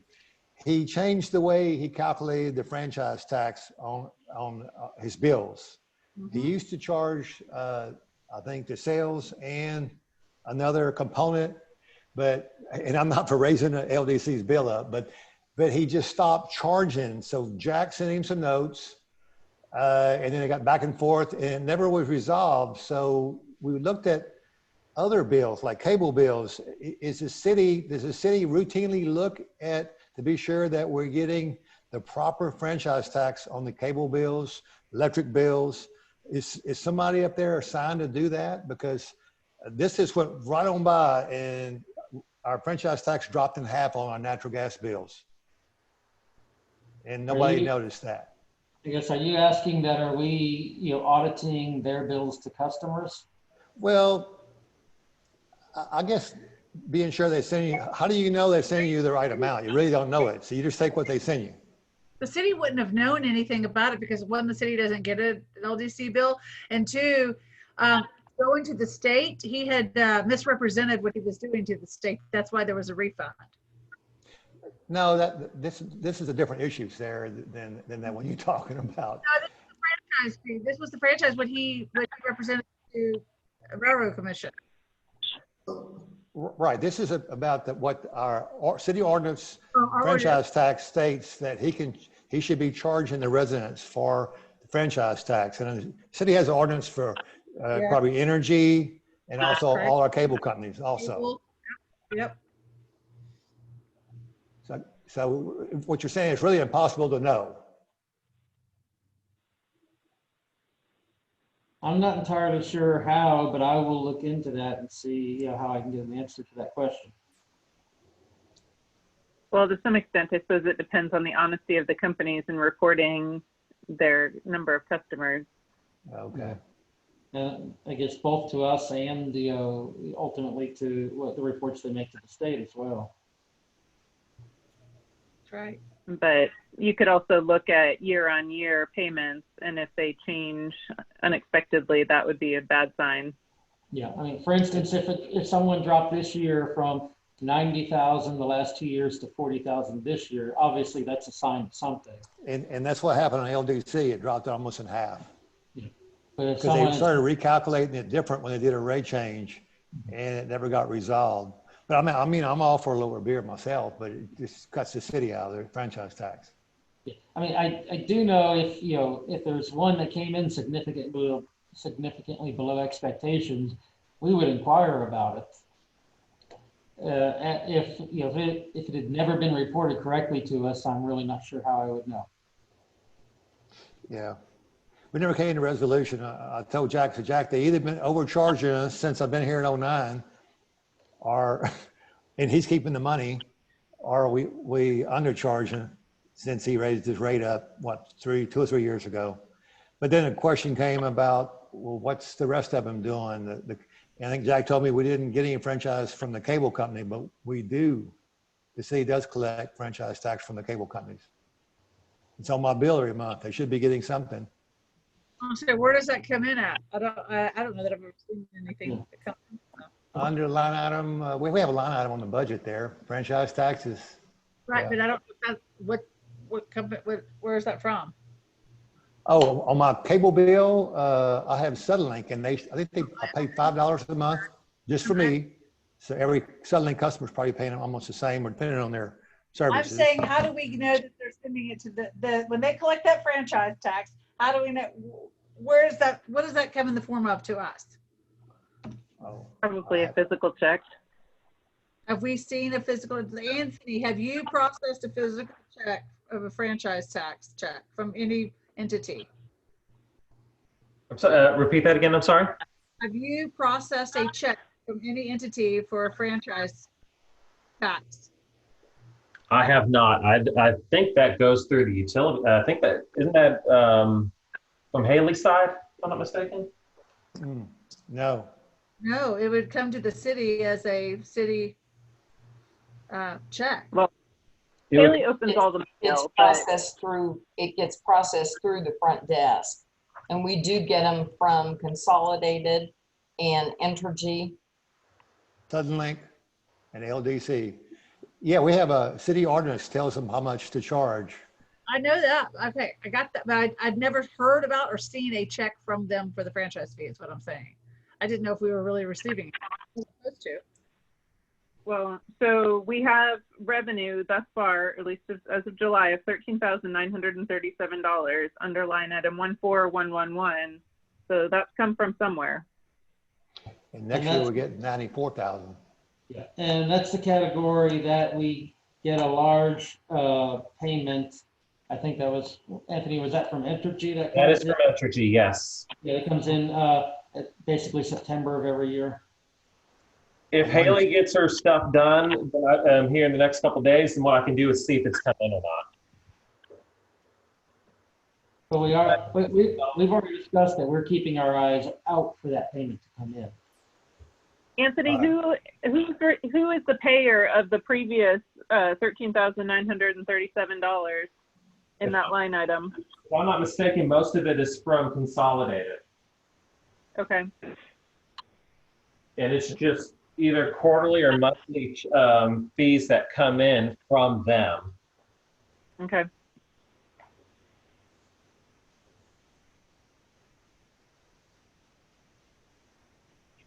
But we should also be getting them from like AT&T, like your cell phone operators charge local fees as well. Verizon also. Because I know that they do have, yeah, I'm gonna look through real quick on some of these. If I'm not mistaken, I know that there's some that do come in from Consolidated, and I'm pretty sure there's going to be other ones as well too. Should be Suddenlink, LDC, Consolidated, AT&T, Verizon. I'm not missing any of those. Correct. Maybe T-Mobile. Yeah, that would make sense. DirecTV and But I don't want to waste anybody's time, but it's just something maybe to keep in the back of your mind. We did have the issue and never got resolved on the gas, but I'm not sure about the rest of them.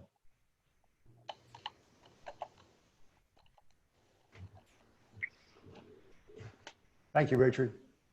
All right, you're welcome. And I've got a list here of an item to follow up with on that to see if I can get an answer to the question of how can we really determine that we're getting collected on the amount that we really should be, to follow up on that item. Yeah, it looks like some of them are from like Comcast and some of the other phone companies as well, based on what I'm looking at. Okay. But the big one to Entergy is usually is a once a year thing, from what I've seen, based on the history that I've looked at in the years past. Probably have CenterPoint in there also, since they're selling gas to Waterstone.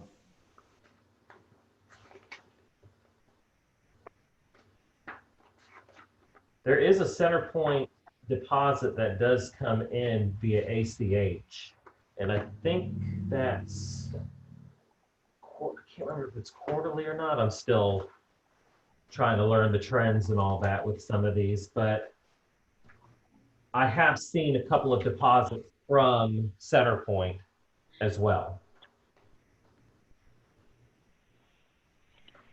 Well, they don't give us money just for fun, so I'm sure that they're doing it because they have to.